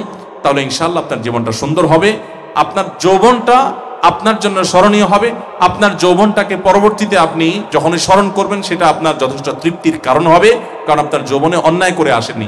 বহু মানুষ আছে বার্ধক্যে এসে তাসবিহ হাতে নিয়েছে, কিন্তু তার যৌবনের চিত্র যখন তার স্মৃতিপটে, তার মানসপটে ভেসে উঠে, তখন তার কাছে লজ্জা অনুভব হয়। তার যৌবনটা তিনি অন্যায় করে, অত্যাচার করে, নিজের প্রতি জুলুম করে, পাপাচারে লিপ্ত হয়ে নষ্ট করেছেন। আর যৌবনটাই আল্লাহ তাআলা আমাদের ইবাদতে কাটানোটা চান। আরশের নিচে আল্লাহ তাআলা যে 7 শ্রেণী মানুষকে ছায়া দিবেন, এদের মধ্যে 2টা শ্রেণী যুবকরা, অর্থাৎ যুবকদের জন্য 2টা বিষয়কে আল্লাহ তাআলা আলাদা করে রেখেছেন, যেটা শুধু যুবকদের জন্য প্রযোজ্য। এক হলো যে যুবক বা যে যুবতী অবৈধ রিলেশনের অফার পেয়েও আল্লাহর জন্য সেটাকে না করতে পেরেছে, হারাম থেকে নিজেকে বাঁচিয়ে রেখেছে। আরেকটা হলো তার যৌবনকালকে ইবাদত বন্দেগী দিয়ে, আল্লাহর দাসত্ব দিয়ে, ভালো কাজ দিয়ে ভরপুর করে সে গড়ে তুলেছে। এই 2 শ্রেণীর যুবককে আল্লাহ তাআলা আরশের নিচে ছায়া দিবেন। এজন্য যৌবনকালটাকে আমরা বিশেষভাবে আল্লাহর ইবাদতে কাটানোর জন্য এবং হারাম থেকে বাঁচার জন্য আপনাদেরকে অনুরোধ করছি। নাম্বার 4 এবং শেষ যেটি বলেছি তা হলো আপনারা এই বয়স থেকে, এখন থেকে সংকল্প করে ফেলুন যে আমাদের এই প্রিয় স্বদেশটি, সোনার দেশ হতে সবচেয়ে বড় বাধা হলো দুর্নীতি, অবৈধ পথে উপার্জন এবং নীতিহীনতা, আদর্শহীনতা। আসুন আপনারা যখন কর্মস্থলে যাবেন তখন হালাল উপার্জনের বিষয়ে আপনারা কোনো কম্প্রোমাইজে যাবেন না। আপনার জীবন যাবে, আপনার চেয়ার যাবে, আপনার সব কিছু যাবে, কিন্তু প্রয়োজনে আপনি সব কিছু ত্যাগ করে হলেও হালাল উপার্জন করবেন, এখানে কোনো ছাড় দিবেন না। এই সংকল্প করবার জন্য আমি উদাত্ত আহ্বান আপনাদের কাছে রাখছি। তাহলে ইনশাআল্লাহ আগামীর বাংলাদেশ হবে সুন্দর, আগামীর পৃথিবী হবে সুন্দর।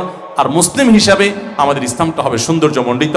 শুধু আমাদের নামাজ, শুধু আমাদের কোরআন তেলাওয়াত, শুধু আমাদের টুপি, শুধু আমাদের দাড়ি কিংবা আমাদের তাসবিহ তাহলিল, শুধু আমাদের ওয়াজ মাহফিল এবং কোরআন তেলাওয়াত, এগুলো আমাদেরকে ভালো মুসলিম করবে না যতক্ষণ পর্যন্ত আমাদের উপার্জনটা হালাল হওয়াটা আমরা নিশ্চিত না করি।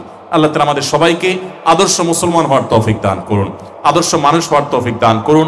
আপনাদের সবাইকে আপনাদের মা বাবার চক্ষু শীতলকারী সন্তান হওয়ার তৌফিক দান করুন।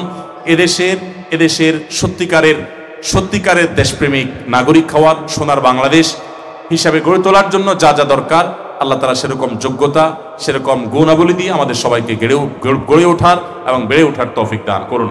আজকের যেই কথাগুলো আমি পেশ করেছি, আমি নিজেকে বলেছি, সেই সাথে আপনাদেরকেও বলেছি।